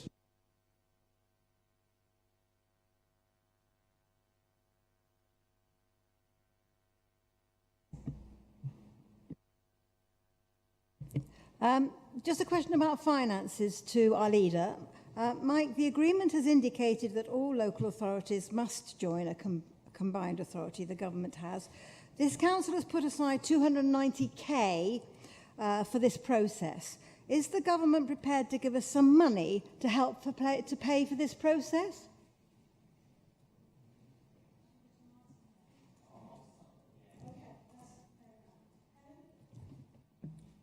Yeah, just following on from what Bridget said, really. I mean, I do support this. I was working here a long time ago when these initial discussions were going on about joining WECA, and I absolutely disagreed with the decision taken at the time not to join. My question really is, have we estimated how much funding we've lost by not joining over the 8 years that WECA has been in existence? Because I think we'd find out, it's really quite significant. And actually, the decision at the time was simply taken really on the fact that people here did not want to give up their power, and they were scared about Avon being recreated. And I can see the same people over there who are going to be voting against it. So anyway, that's my question. How much did we lose by not joining over those 8 years we haven't been in it?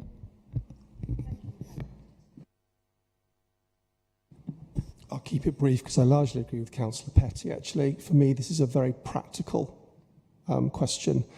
you're going to have a good audience here if you talk about the need for devolution and local power. We're all councillors, that's why we got into it. We can sit here and be idealistic and make our residents poorer, or we can not bite the hand that feeds us. I don't want to do that. I think it reminds me of a debate a few years ago where we voted for something that made us poorer, and I don't think we're very pleased with that either, so I'm not going to be voting against WECA.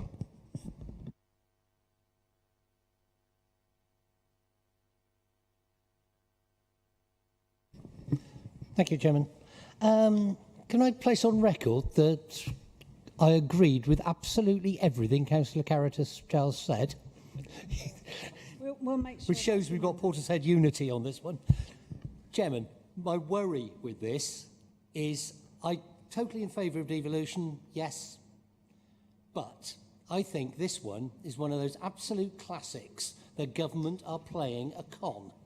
Rachel from Accounts has come up with a plan, and that is you can make your own decisions subject to you doing absolutely everything I tell you to. And that is what I think we're being asked to do here. I really do think we are being conned, but I understand that that we won't actually join WECA if we go down this route. It will be a reformed WECA. And I think there is a golden opportunity to do things properly and do them sensibly and not go back into the problems we had with the hated Avon County Council. This area we're talking about, strategic planning, should be done, in my view, on a travel to work area, the same as strategic housing and strategic health. Avon is too small, and so is WECA. And when I hear that the present mayor is unhappy to discuss councils to the north joining the organisation, my alarm bells ring. We are being funnelled into an area that will be far too Bristol-centric. And if you look around at the costs of schemes I've been involved with, I signed off a scheme on a joint agreement with the county to finish the ring road. We thought we had an agreement and it would have cost £7.5 million. By the time the internal politics and machinations of the county got into it, to finish that ring road cost £34 million because of electoral area of a minute part of Bristol. And that, I think, is going to be magnified continually. If we are serious about devolution, to make this area as viable as it should be, we've really got to look around. Look what's happening in Sedgemoor. Look what's happening around Gloucester and Cheltenham. That's the travel to work area we should be talking about. And that is where you need a strategic mayor, may I say, somebody like Andy Burnham, to really look after a decent area, not a tin pot little city region. I think he's already got a job. Roger. Thank you. I've almost forgotten what I was going to say after all of that. I definitely agree with an awful lot of what's been said in the room. I don't like the way that this devolution has been forced down from above. I guess, like many councillors in the room, I don't like being told what to do. But this isn't about what I do or don't like. This is about what's going to work for the people that I represent. And it's very, very clear that if we do not start down this path, then we're going to be forced down it anyway, and we'll probably be the losers for being forced down it rather than ploughing our own furrow. So I will be supporting this, although I acknowledge that I'm not happy that, that we are being forced. Councillor Tristram. Thank you, Chair. And I, too, am going to be agreeing with quite a lot of what's already been said, including with Councillor Burden shortly before me. As part of this whole business of finding out what the implications of us joining WECA are, I've been corresponding with my counterparts in children's scrutiny in the other local authorities, quite expecting them to say, well, it's got no real implications for children's services, and that's very much not the case. And one of the things I have been discovering is that they aren't entirely happy with the way WECA works for them, and so, unlike the way Councillor Shopland was describing it, that we'll be the last people in the arrangement and we'll just have to do what everyone else says, I think this is an opportunity certainly for us, but perhaps also for the other members of WECA to renegotiate the way the thing works. So I'm just going to quote a little bit from one of the letters I've had back, which someone says, WECA could and should be much more plugged into supporting vulnerable groups of young people as they become young adults. There's more work to do, and WECA are only just beginning to understand that this approach needs to be bottom-up, which a lot of us have been saying, not top-down, so that the data from local authorities is used by WECA to plan and commission targeted services. It's only one very small example, and I assume that our new Chief Executive is going to be doing a lot of the negotiation for us, and hopefully you're in an extremely good position, having just come from one of those neighbouring local authorities, to do it well. I'm sure that's the case. Councillor Keating. Thank you. I once again agree with quite a lot of what's been said in the room and very much understand the direction of government for us to join a strategic mayoral authority. But is WECA the only option on the table? Will this process look at potential alternatives? I think what Councillor Burden was saying earlier was interesting. We're hearing potential development of a Wessex mayoral authority looking towards the south of the area. So will this process be non-myopic and open-minded as to alternatives to WECA? Thank you. Hannah.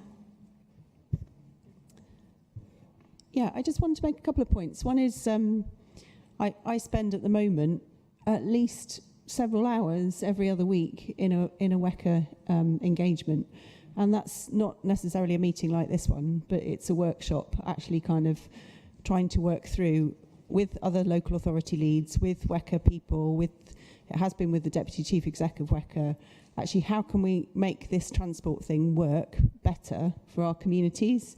And those I think have been really productive, and we're yet to see fully the outcomes of them, but I think over the course of the next few months we will do. And over the time that I've been doing that, which has been probably 6 to 9 months now, I've seen a massive change in the way that WECA is operating, and I'm sure there'll be time for this debate after we've gone through the consultation, which I think is really absolutely critical. But I think what we often see here is one side of WECA, and I think there is a lot more to learn for everybody about what does it look like now, which I think one of the other councillors talked about. What I think it was Councillor Petty. What does WECA actually look and feel like now? And of course that can change. And I think I heard somebody say there's no ballot box. Well, of course there's a ballot box with WECA. It can change with different mayors, and if North Somerset's in, we get a choice of who that mayor is. At the moment we don't, of course, and that's an issue for this process too to work through. But I just would guard against making assumptions about what WECA is and what it can bring and how it operates. I don't disagree with your points, Councillor Tristram. When I talk to my fellow transport and highways colleagues, they say they've had some real difficulties working over the last few years, and actually that's shifted massively in the last few months. And I've been really heartened by the change in the way that things are working. And I was really pleased, for example, that WECA funded children free in the school holidays going on buses in North Somerset, and that's not just a freebie, it's the fact that actually that helps to tackle social isolation amongst children. It helps working families who struggle over the summer, and particularly those with low incomes who can't afford for their kids to be in significant programmes over the summer so that they can continue to work. Care leavers, that's been another one. I could go on and on. In WECA, there's a youth guarantee scheme, which means that if a young person is on an apprenticeship or a training programme, they get free bus travel. Endless examples of how people get real opportunities which come with this. And that debate is for the future, but I think the consultation is our opportunity to actually understand what is it that we may be missing out on. We may choose not to do it. But I think the process is a really, really important one. And the last thing I want to say is that we can talk about, would we rather go south, would we rather go north? We collaborate on all sorts of things already, and I don't think that's clear to people. So changing our mind on that would involve a huge amount of untangling of ourselves from WECA, which would take cost, and it would take resource, and it would take rethinking. So I would really challenge people to think about and understand what that process would mean. We're not sitting here in glorious isolation in North Somerset with our borders guarded to say we've got a choice one way or another. So I don't fall out with anything that's been said around the need to look at this closely and to consult, but please learn about what WECA is and where we are with it before you make your decision. Thank you very much, Hannah. Caritas, I think you had even more to say. Just a quick point. The interesting thing is we've both all spoken passionately in this room and expressed our views, but actually our views are totally irrelevant because we're joining WECA whether we like it or not. I mean, that's going to happen. So if you really care about your residents' views, I've talked to loads and loads of residents who actually want to be involved and have a say in how they're governed, but they're told by central government, you're going to take it whether you like it or not. And if you disagree with the way it's going to work, then tough. So I'm going to ask a question of Mike and the rest of his executive colleagues.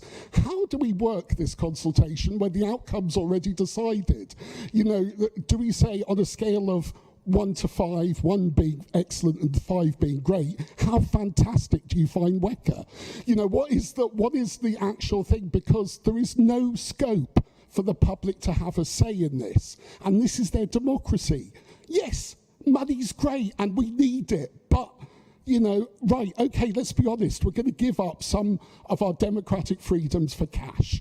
That's what it's about. And let's be honest here. And how are we going to have a consultation? I struggle to think about how I'd encourage people to involve the consultation, to have a democracy that's Mike sitting in a room with 4 other people. Thank you, Caritas. Councillor Mason, did you have your hand up by any chance? Yes. Yeah, sorry. I didn't want to miss you. No, it's okay. No. Sorry, I thought you had your hand up first. Okay. Right. I only have a couple of things to say. One of which is that obviously there are. Sorry. Thank you. That there will be discussions here to what we think about joining WECA and how it will enhance what we are doing and everything that we do here. So I think, and I would imagine that the other members of the existing WECA will also be looking at what they're doing, because this is like a new WECA that we'll be joining. So we'll be, yes, joining the existing, but that will have changed as well. And I think this new mayor is also looking at ways of working. And to my mind, she is a breath of fresh air of what we've had before within the WECA. So I'm looking forward to finding out more about how it will work and how we will be part of it, and also getting hopefully more money as well, which I know that is a big thing that has been a problem here for a very long time. Thank you, Sue. Because we have missed out on a lot of things, but there's still, so I think there will still be a lot of discussions, and I don't know when the final decision will be made about whether we join or not. But in the meantime, we've got a lot of thinking and talking to do. Thank you. Sue. Councillor Dorr next. Sorry, I'm going again. I was bemused a little bit by Councillor Burton's phrase of the Bristol area is a bit of a tin box. Was that the correct term? Tin pot. Well, this is what I wanted to get to. Was from my understanding is that the Bristol region, or the West of England region, which the government counts us in, is the only other region outside London that contributes more to the public purse than takes out.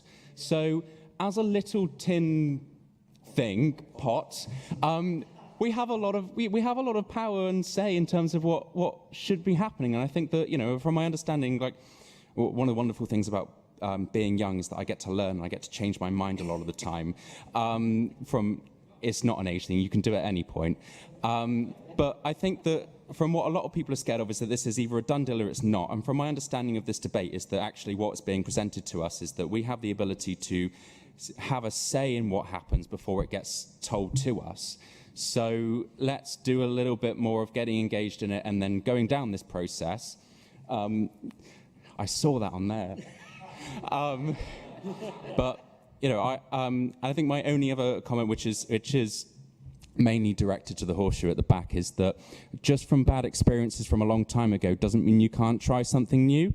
So it was a long time ago, and don't let your past kind of, you know, dictate my future, please. Thank you, Tom. A bit of optimism from our young member. That's lovely. Councillor Pryke.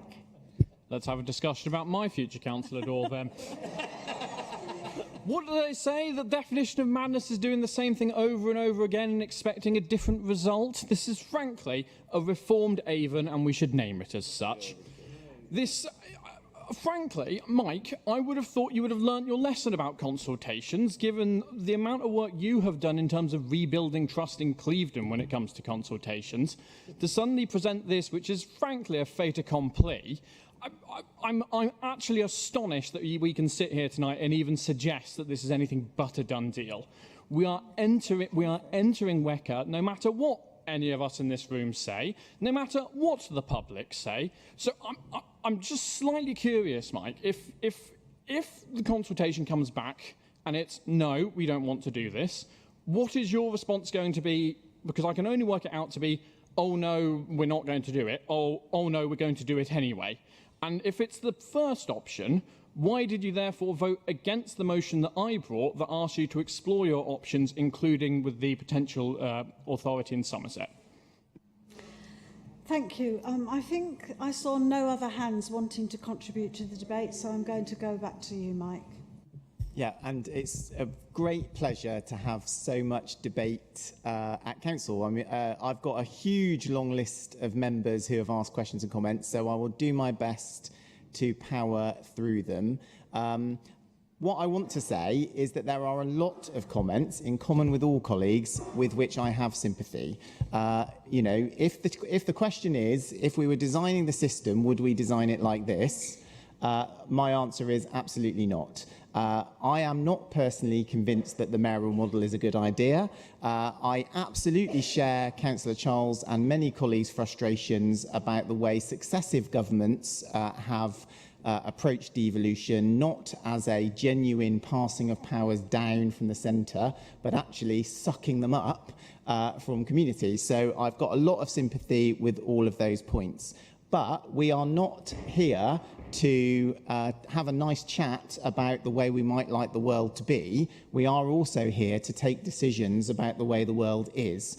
And I'm afraid that, you know, stop the world, I want to get off is not a policy position, and it certainly doesn't do, as a number of colleagues alluded to, anything to help our residents and our businesses and our communities to improve and to be a stronger position. Now, one of the questions that was asked was, you know, what have we lost? Councillor Thornton asked, what have we lost? Well, it's difficult to answer that, but at the very least, we've lost £50 million of access to the investment fund over the 8 years that we haven't been in.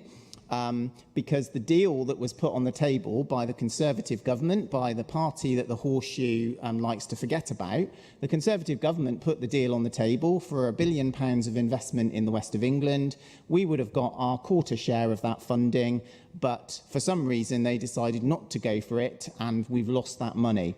And it's worse than that, because not only have we lost the money for the 8 years that we were in, we've potentially lost it for the future as well, because we've now got to effectively go cap in hand to our partners in the west of England and say, you know, we rejected you 8 years ago. Well, is there any chance you could give us some of the money that you've been using and you've been spending to support your communities back? So we've absolutely lost out. It's real. It's not hypothetical. We've lost out. We've lost out for 8 years. We're losing out now in terms of funding for some culture, for some transport, for youth employment and youth engagement. This is real stuff, millions of pounds that we are denied as a community, that our businesses, our residents are denied, our schools, our colleges are denied because we've decided, oh no, we don't like the system, so off you go and enjoy the benefits and we'll just sit on the sidelines and complain. I just don't think that's a legitimate policy. Does that mean that we don't challenge it and that we don't push back? Certainly not. So many colleagues referred to the fact that this is an opportunity to try and improve combined authorities, to make the case to government that we want better, and I completely agree with that. I've written twice to the government to say you should be paying all of our costs. This is your policy, you want us to do it, so you should be paying for it. I completely agree with that, and we will continue to make that case to government, and who knows, maybe they will listen. Certainly, this is a process that's not just for North Somerset, but a process for WECA as well, and the constituent authorities. It's an opportunity for them to say, do they want us in? What does the future of the combined authority look like? And how can we work together more effectively in the future? And that leads to a more positive and ambitious plan and devolution proposal for the whole of the West of England to government about more powers and more funding to pull down. So it's not a fait accompli. It's not the way it is now is the way it will be forever. But what we will absolutely achieve is nothing if we sit outside. If we sit outside and we say, oh, well, it's going to happen anyway, so we'll just sit here and we'll be grateful for what we're given and we'll lump it if the government forces our hand, that's madness as far as I'm concerned. It makes more sense for us to listen, to engage and to try and get the best deal that we can for the people of North Somerset. Now, Caritas says, well, what's the point? What's the point in this process? Because we're not going to get any influence over it. I think you're wrong. What you're arguing for is not listening to people, not engaging with people, and not consulting people. You're saying, I don't like it, don't do it. That's not consulting and engaging. That's saying, I'm right, you're wrong, and I'm not going to engage. It's the exact. Excuse me. There's been a number of hand gestures. There's a number of hand gestures, none of which I understand. Not misrepresent what I'm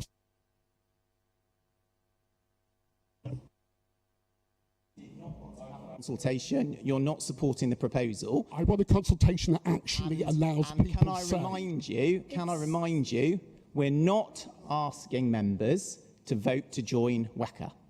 What we are asking members to do is to start the process of negotiation and understanding what a membership proposition would be. And I think that's really important because a number of points have been made about what the end result would be and whether we should join or not. They are legitimate concerns. I share many of them. But we're not asking you to do that. We're not asking you to commit. What we're asking you to do is to begin the process of exploring membership. Is it a reformed Avon? How meaningful is the consultation? I agree with you, Pete Burden. I think WECA is too small. It needs to be bigger.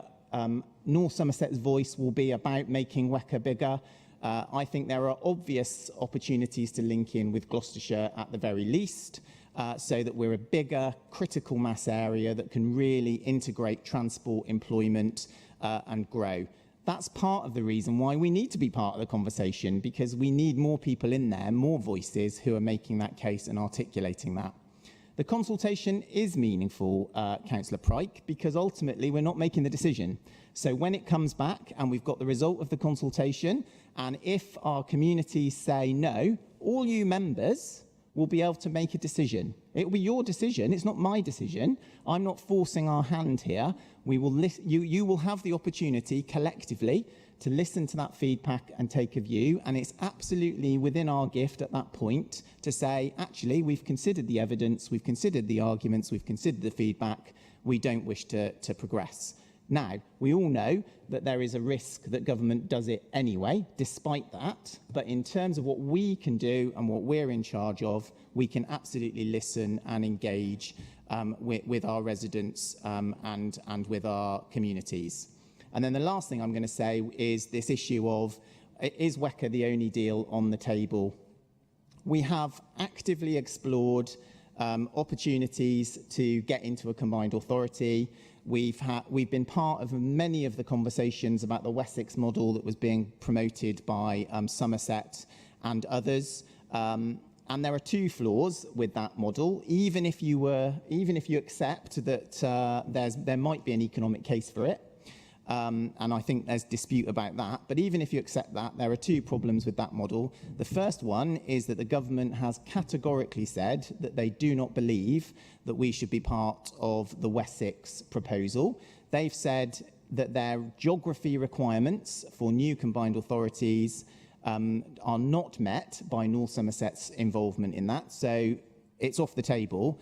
But secondly, the Wessex model is not currently on the table either, because they have not been given priority permission to progress a devolution deal for the Wessex area. So at the moment, whilst we've done everything that we can to explore and test alternative options, if they're not options, we have to, again, greet the world as it exists and not necessarily as we would wish it to be. So my view is there's a perfectly logical, coherent reason for us to progress this process. We need to understand the parameters of a deal, what the government offer would be, what that new look combined authority would be, what the benefits are for North Somerset, and then we can take a decision. And I am clear, just as all previous administrations have been, if it is not in the interests of North Somerset, then we should not support it. And I'm perfectly comfortable that that should be our policy. But at the moment, we can't answer that question because we have not gone through the process of establishing the evidence, establishing the offer from government on powers and funding, and attesting our residents' opinions. And I believe we should do that, and the sooner that we can do it, the sooner we can move this debate on.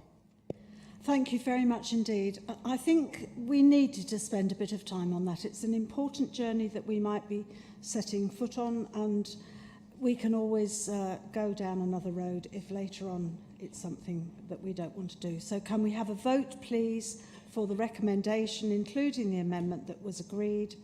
All those in favour, please. And all those against?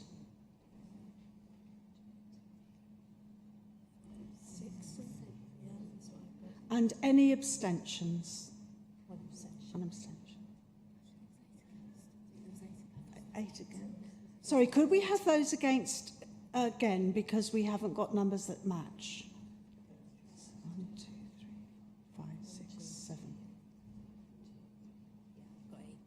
Okay, thank you very much. It's carried. Thank you very much, Mike. Right, item 10. Approval to submit the A38 Major Road Network Scheme full business case to the Department for Transport. Councillor Bell again. Thank you. Thank you, Chair. Sorry, everyone. So hopefully this one will be a little bit more straightforward. So this is an update report on where we've got to with the A38 Major Road Network programme, and critically, it is a request to delegate authority to sign off on the final business case submission to the Department for Transport from full council to Cabinet. So normally we would have brought the full business case to full council for approval, but for timing reasons we're not able to do that in line with the timetable that the Department for Transport requires. So we're asking for a delegation to Cabinet so that we can get that done in a timely fashion. Just to remind colleagues, the A38 MRN scheme covers 9 sites along the A38 between the M5 junction at Edithmead and up to the fringes of Bristol. It's designed to improve safety, reduce congestion, make journeys more reliable, and provide better facilities for walking, cycling and public transport. We'll be continuing to have some engagement with communities, town and parish councils and ward members that are affected as we go through the process. But it's a comprehensive package that we hope will genuinely benefit residents both now and in the coming years. Obviously, the Department for Transport expects us to have a very comprehensive and clear plan. That's what we've been developing, and so we're now at the point where we can submit that to the Department for Transport for sign-off, and we can get on with implementation. Thank you very much. Councillor Bridger, you wanted to speak? I need a seconder. Oh, I need a seconder. Sorry. Hannah, thank you. Okay, yeah, thank you, Chair. Thank you, Mike, for bringing the report. Just a couple of questions for clarification, really. Obviously, officers have been working very hard on this for a few years, but now everything seems to be happening all at once. Am I right in thinking we are going to fit in some public consultation between now and the Cabinet meeting on the 10th of December, following more detailed design? And if, you know, ideally, I think I'd like this to come back to scrutiny before that Cabinet meeting in December. I'm a bit worried about the costs. I mean, I think the quoted costs go back to the outline business case in December 2022, so that is a long time ago. They may well have, well, they would have increased substantially since that date. So if the government, obviously, you know, if Cabinet approves the submission of the full business case in December, if government come back and approve it, will this come back to the council for a go, no-go decision, or will it be delegated? Can you answer that, Mike? I certainly can. So yes, there will certainly be some. I think I would probably it would be better phrased as communication rather than consultation, because I think we haven't got loads of time to do a full consultation, but definitely some communication and engagement with residents as we go through the final design phase. Absolutely, we can bring updates to the relevant policy and scrutiny panel so that members are fully cited on that. And you're absolutely right, we're at the business case submission. When it comes to contract award and accepting the funding, that will come back to full council in the normal way. Thank you, Mike. Councillor Bridget.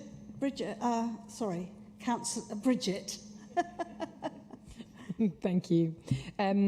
So I represent Backwell, which is adjacent to Bristol Airport and features in some of this proposal. Kind of similar to what Councillor Bridger raised, this project really started a number of years ago, and while it does recognise that the neighbouring ward members were briefed in 2023, I'm a little dissatisfied with the frequency with which we have actually heard back from officers. So I think I'm going to appeal to you as leader to say, actually need to do better on that. We ask, we don't get it. And so I'm going to raise my frustration at this point with that. Because this scheme needs to deliver real benefits to the community and match this council's objectives. And I'm afraid it was a really previous before that government who wanted to give money to this scheme. And for a long time, I've had reservations as to whether this is the appropriate measures. And I would like to see meaningful engagement with district and ward councillors regarding that. Thank you. Thank you, Bridget. Councillor Tom Nicholson. Okay, thanks. As has been said, this has been in the works for a number of years. I remember the consultation when it was done almost quite a few years ago, but it was pretty good and it looks like a pretty good scheme, and I'd be keen to see it go ahead. My ward is one of those very much affected by this, so I remember the original proposals and I was very supportive of that. It looks like a good scheme. I don't want to risk disagreeing with Bridget at all. That's not my intention. But no, I think I'm pretty happy to support this and keen to see this moved along. With, I think, noting those comments on communication. I have been asked about this from time to time over the last couple of years, so I think more comms on it would absolutely be useful. But yeah, it's a good scheme. I'd like to see it go ahead. Thank you. Thank you very much. I think that's everybody that... Oh, no. Tom, again. Sorry, just building on those points, I think it was noted, I'd just like it noted that the last time that this came up, which I think was now about 6 months ago, I did raise similar concerns of that I felt that this had been submitted 6 years ago. Does it still fall in line with all of our goals? We've had several major incidences since, including COVID, and I didn't get much back from that either. So I'm just, if my concerns can also get noted on that. Thank you. Thank you.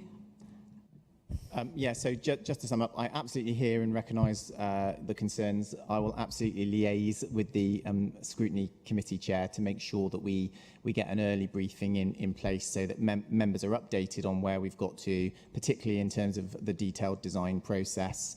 and hopefully we can just reset that, because I completely agree with you. For all kinds of reasons, you know, this started a long time ago. We had the COVID pandemic, we had a change of government.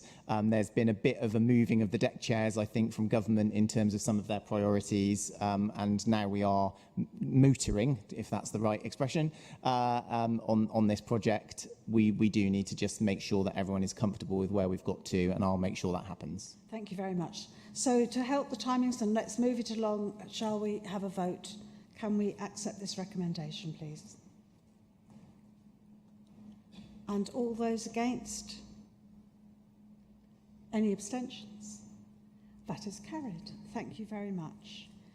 Right, item 11, Local Government Boundaries Commission. This is about the electoral review of North Somerset. And Mandy, you're going to talk to us a little bit about this? Thank you, Chair. If you remember, the Local Government Boundary Commission for England notified of their decision to undertake an electoral review of North Somerset Council earlier this year in May. This was followed in June by briefings for group leaders and councillors, along with the circulation of more detailed information.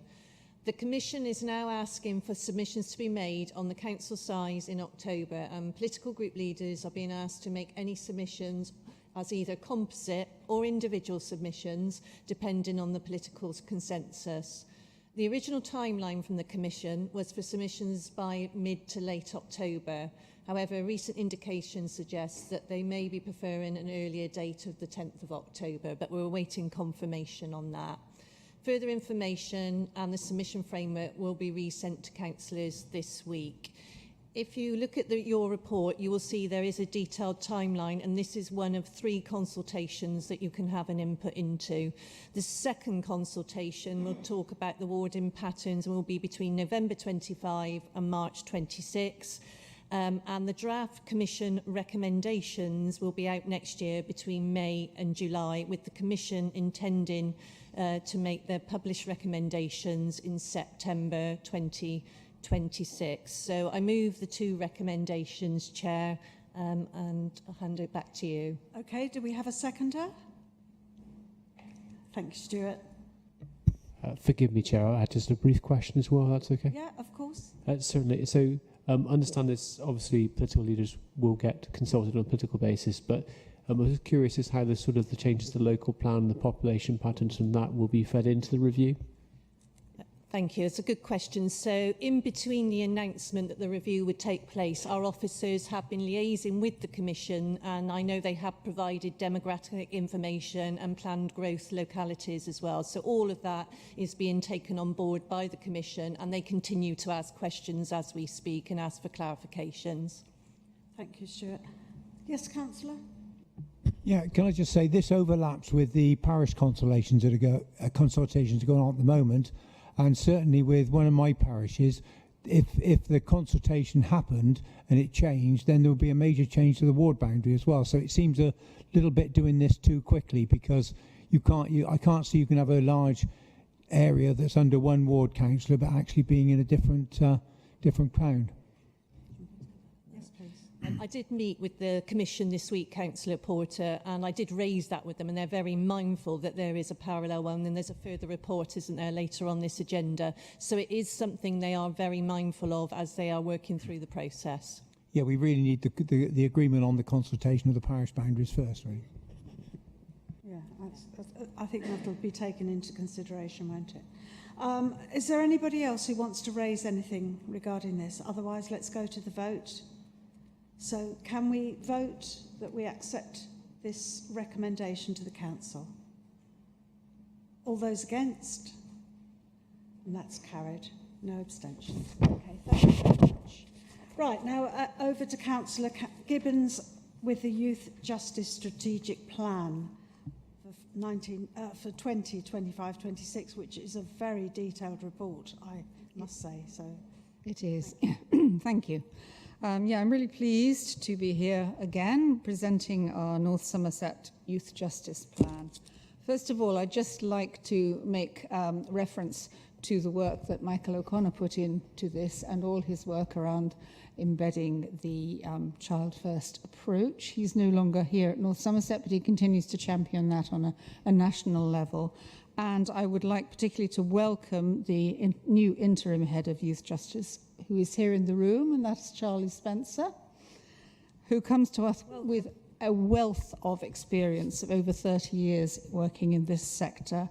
And he has many achievements, one of which, and not the least, is that he is currently the elected vice chair of the Association of Youth Offending Team Managers. So we really do have someone who is on top of the game for this. And I thank them both for their work in producing this report. You're right, it's a good report, it's very detailed, and we did make the effort of giving you a one-page summary with some highlights, which I hope assisted members in negotiating this report.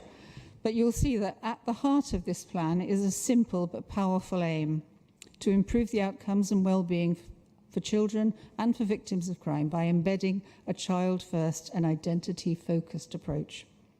That means treating children as children, not defined by their offences, and working with them, their families, and their communities. It's about collaboration, participation, and supporting young people to build positive futures. And it's about safeguarding, ending cycles of offending, and thus creating safer communities for us all. I think you will have seen in the report and in the summary that there are some really encouraging results from this past year in around first-time entrance into the system falling.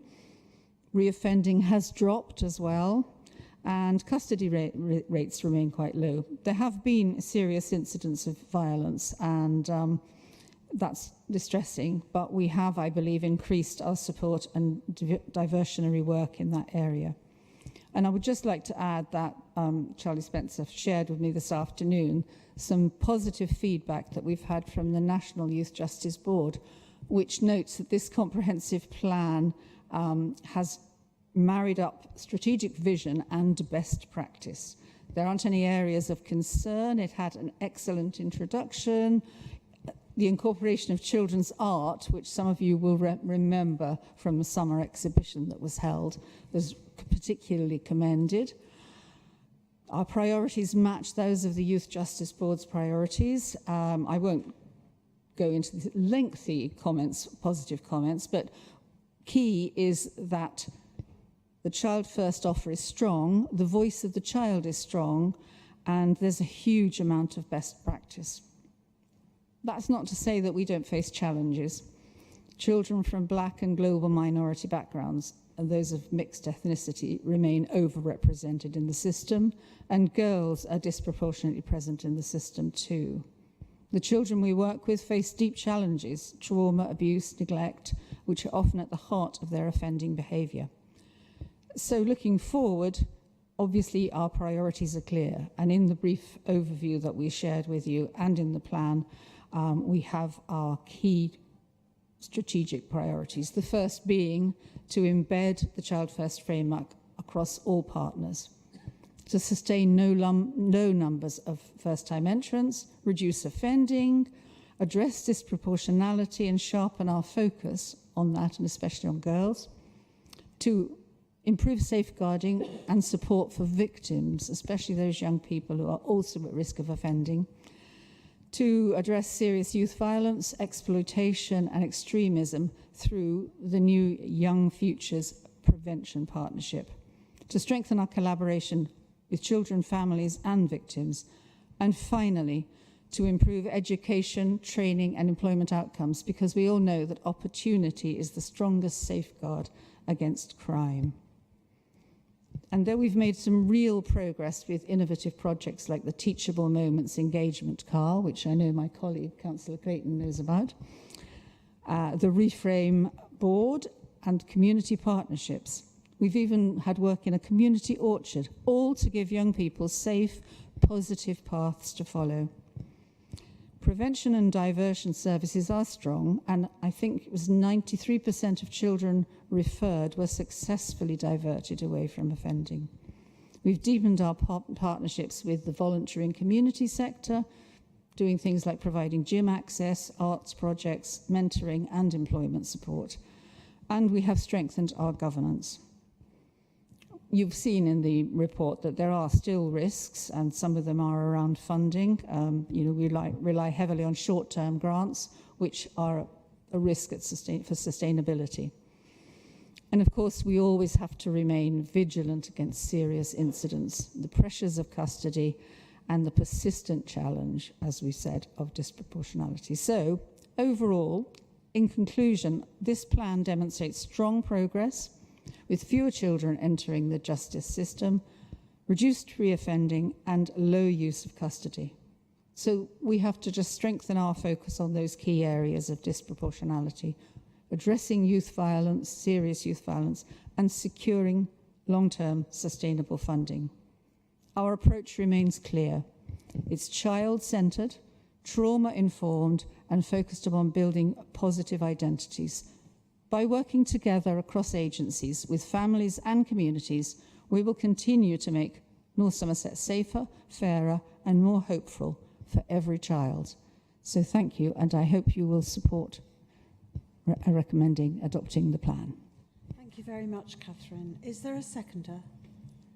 Thank you. Plenty of seconders. James Clayton, maybe. And does anybody want to make any comments? Yes, Joe? Thank you. A comment and a couple of questions. I very much enjoyed reading this report, and I was a bit disappointed that Michael O'Connor spent such a short time with us, but if this is his legacy, that's great. He came along saying he would do these things, and he's put us well on the route to doing them, particularly the child first and promoting positive identity aspects. I think those are a really good basis to dealing well with children who get involved in the justice system. A couple of things which you may not be able to answer now, so another time is fine. You spoke about the sharper focus on girls and race disproportionality. I wonder what that's actually going to mean practically. And then the other one, which might be for James rather than you, Catherine, is the Teachable Moments car. It's a fascinating idea. I gather it's one car. How does it work? Do you want to speak on that, James? Because you've worked with them. I have as well, but I'm going to let you.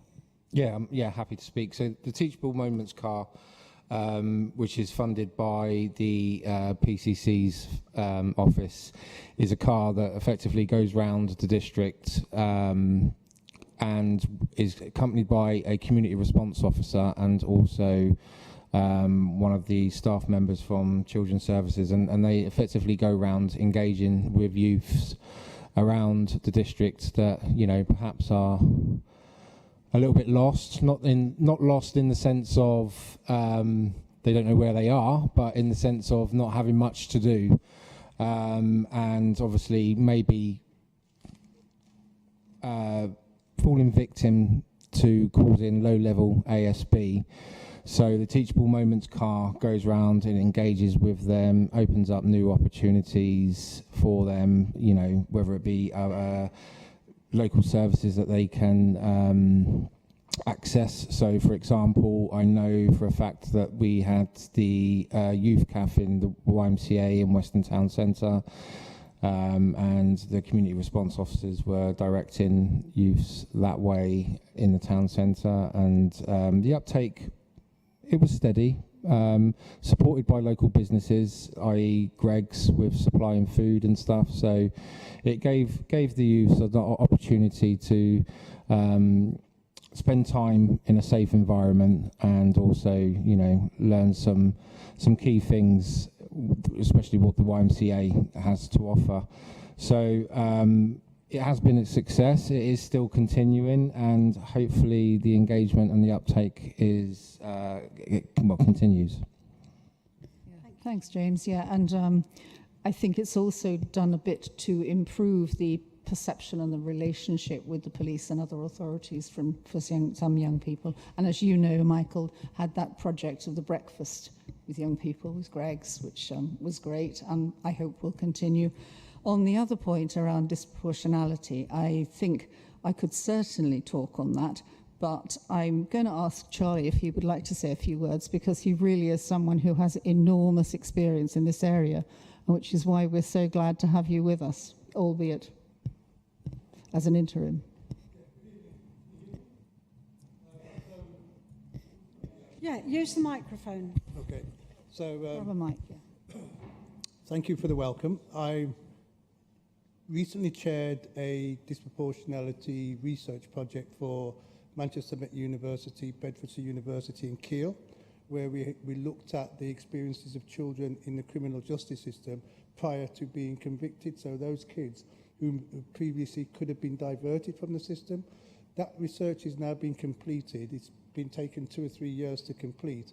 Now we have some real clear findings. Some of the clear findings that we've identified is that a lot of the things that happen to children before they knock the door of criminal justice system are the things that are nudging them to. And I'm sure you would all agree, you know what I'm talking about in regards to school exclusion, children who are not engaged in meaningful and constructive activities, you know, various other needs, trauma, and all of those sorts of issues. Those are the things that are nudging children towards the criminal justice system.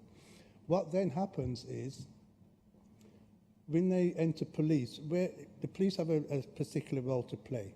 And what the research identified is when we make decisions on an individual agency basis, those decisions are more likely to be disproportionate. When we make decisions as a multi-agency group and a multi-agency partnership, i.e. getting ourselves upstream, adopting more of a prevention partnership type approach, then those decisions tend to be more balanced and they tend to be more focused, and therefore we can intervene a lot sooner. So it's a comprehensive approach to look at. So that's just one dimension. But yes, there will need to be more of a concerted plan to look at the opportunities, but also the first thing is for us to analyse exactly what's going on here, and then having analysed that, to try and look at the opportunities we have to provide some solutions. Thank you very much. Catherine? Yeah, and I was going to say, and of course, this is something that's very important to our Police and Crime Commissioner, Claire Moody, and we've had discussions about that, and you've reminded me that they do have a police panel that addresses this and works hard on it. In terms of girls, that's something I'm particularly involved with, and I think because the numbers of people are actually quite small, I think that you and I will have an offline conversation about the work that we are doing and can do going forward on that. Thank you very much. Are there any other comments or questions or queries? Tom? I think it's a fantastic report, and I don't want to knock it. I would just like maybe for the in future to there be a little bit more detail about how the work with schools go on about, especially after the comments about how, you know, a lot of suspensions and expulsions tend to knock children more towards that.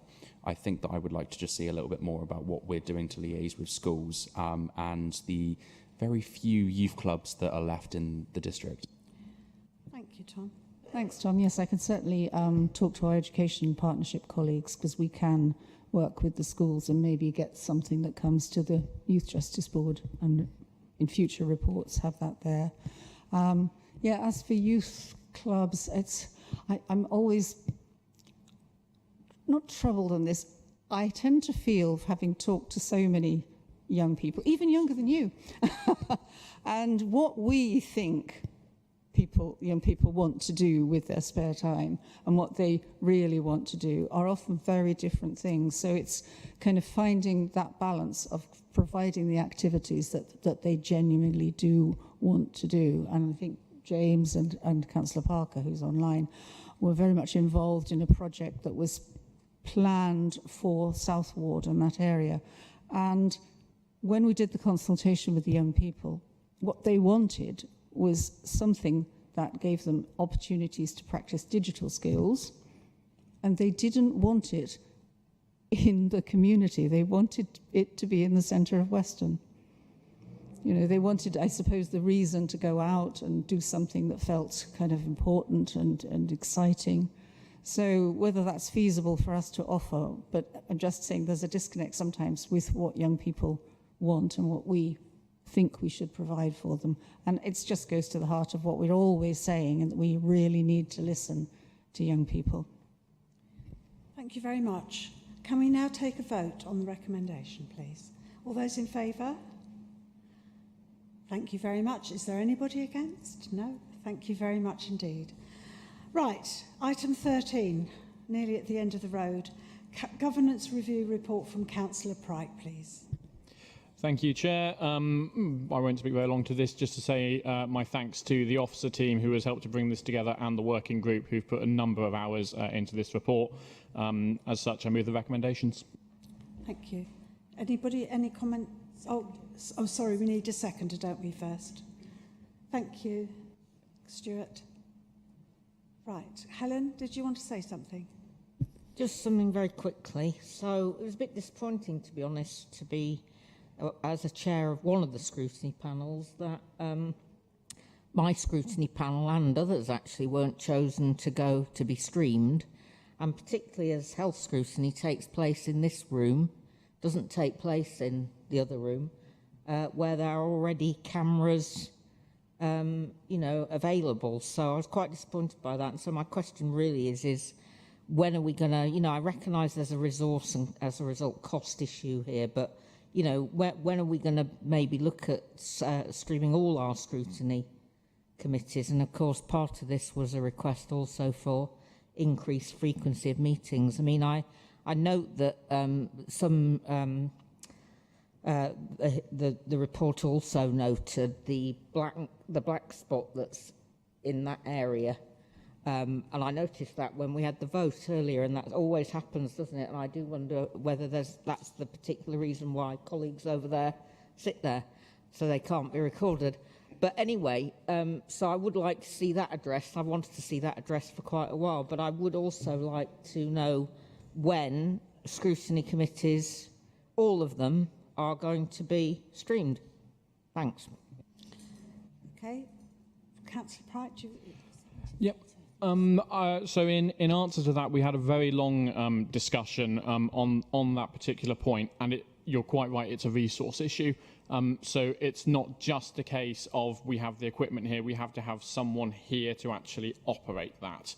And either at this point, if it was a specialist, that would be quite expensive given the current financial state of the council, or we would have to try and train someone in-house because we currently have a limited resource of the people in-house to actually offer that service. Obviously, also, that takes away from their current job, but also it's an additional cost to the council. So that's why at this point we didn't recommend that. I can see in the future that we will move towards that point, but it is very much on the financial state at the moment. Thank you. Is there anybody else who's got any comments? No? So let's take a vote then. Can we move recommendation for this review? All those in favour? Anyone against? Any abstentions? No, that's carried. Thank you very much. And then back to item 14, corporate parenting report from Catherine. Thank you. Last but by no means least. It is a report for noting, but I will say a few words. I think it's really heartening to see the national recognition that our teams got. You will have read in the report that they were invited to present in London on prevention of homelessness for care leavers and praised for our housing panels, life skill models and early supportive approach. So this is a real credit to these dedicated teams that support young people and to the resilience of our young people. The other thing I wanted to highlight, because there is going to be a little bit of an ask of our corporate parents, is to note that we held the first Care Leavers Awards Gala, and those of us that were there, I think, would agree that it was a really joyful occasion. We celebrated achievements in resilience, education, community contribution and leadership, and heard some amazing music and other talents on show from our care experienced young people. I was even allowed to present an award, so that was quite exciting. The evening was a powerful reminder of how valued our care experienced young adults are within our North Somerset community. And after the event, I heard from a member of the team how much it was appreciated that councillors had attended. And that she tells us they are passionate as a team about creating more exciting and empowering events like this gala. Because these celebrations not only honour achievements of the young people, but they also help us build a stronger, more connected service that places their voices and experience at the heart of everything we do. So here comes the ask in terms of councillors, the team and indeed I would be incredibly grateful for any support you might be able to offer, particularly in supporting this gala going forward next year, whether that's through direct contributions or helping us with fundraising efforts, sponsorship, or any sort of backing that you can give us to enable us to expand opportunities and ensure that our young people always feel seen, celebrated, and supported. So thank you for reading that. And if you want to have any kind of conversation with me or anybody else, just get in touch, because we're open to any suggestions of support and help that you can offer. Thank you. Thank you very much, Catherine. Excellent work you're doing. Right, there are no petitions that I know about, so I think there's none to be presented. So down to a few announcements. I have a few. First of all, for myself, I've attended the following events as North Somerset Council's representative. I went to the opening of the Birnbeck Piers exhibition at Western Museum. I went to the Youth Awards held by Reset Weston-super-Mare at Western Pier. I went to the Bring the Harvest home lunch at Wick St Lawrence. I went to the VJ commemoration service at St John's Parish Church in Weston-super-Mare, and I've also paid a visit to the refugee hub in Nailsea. I would like to thank everyone who made me feel so welcome, and it was a pleasure meeting people who are doing such great things in North Somerset.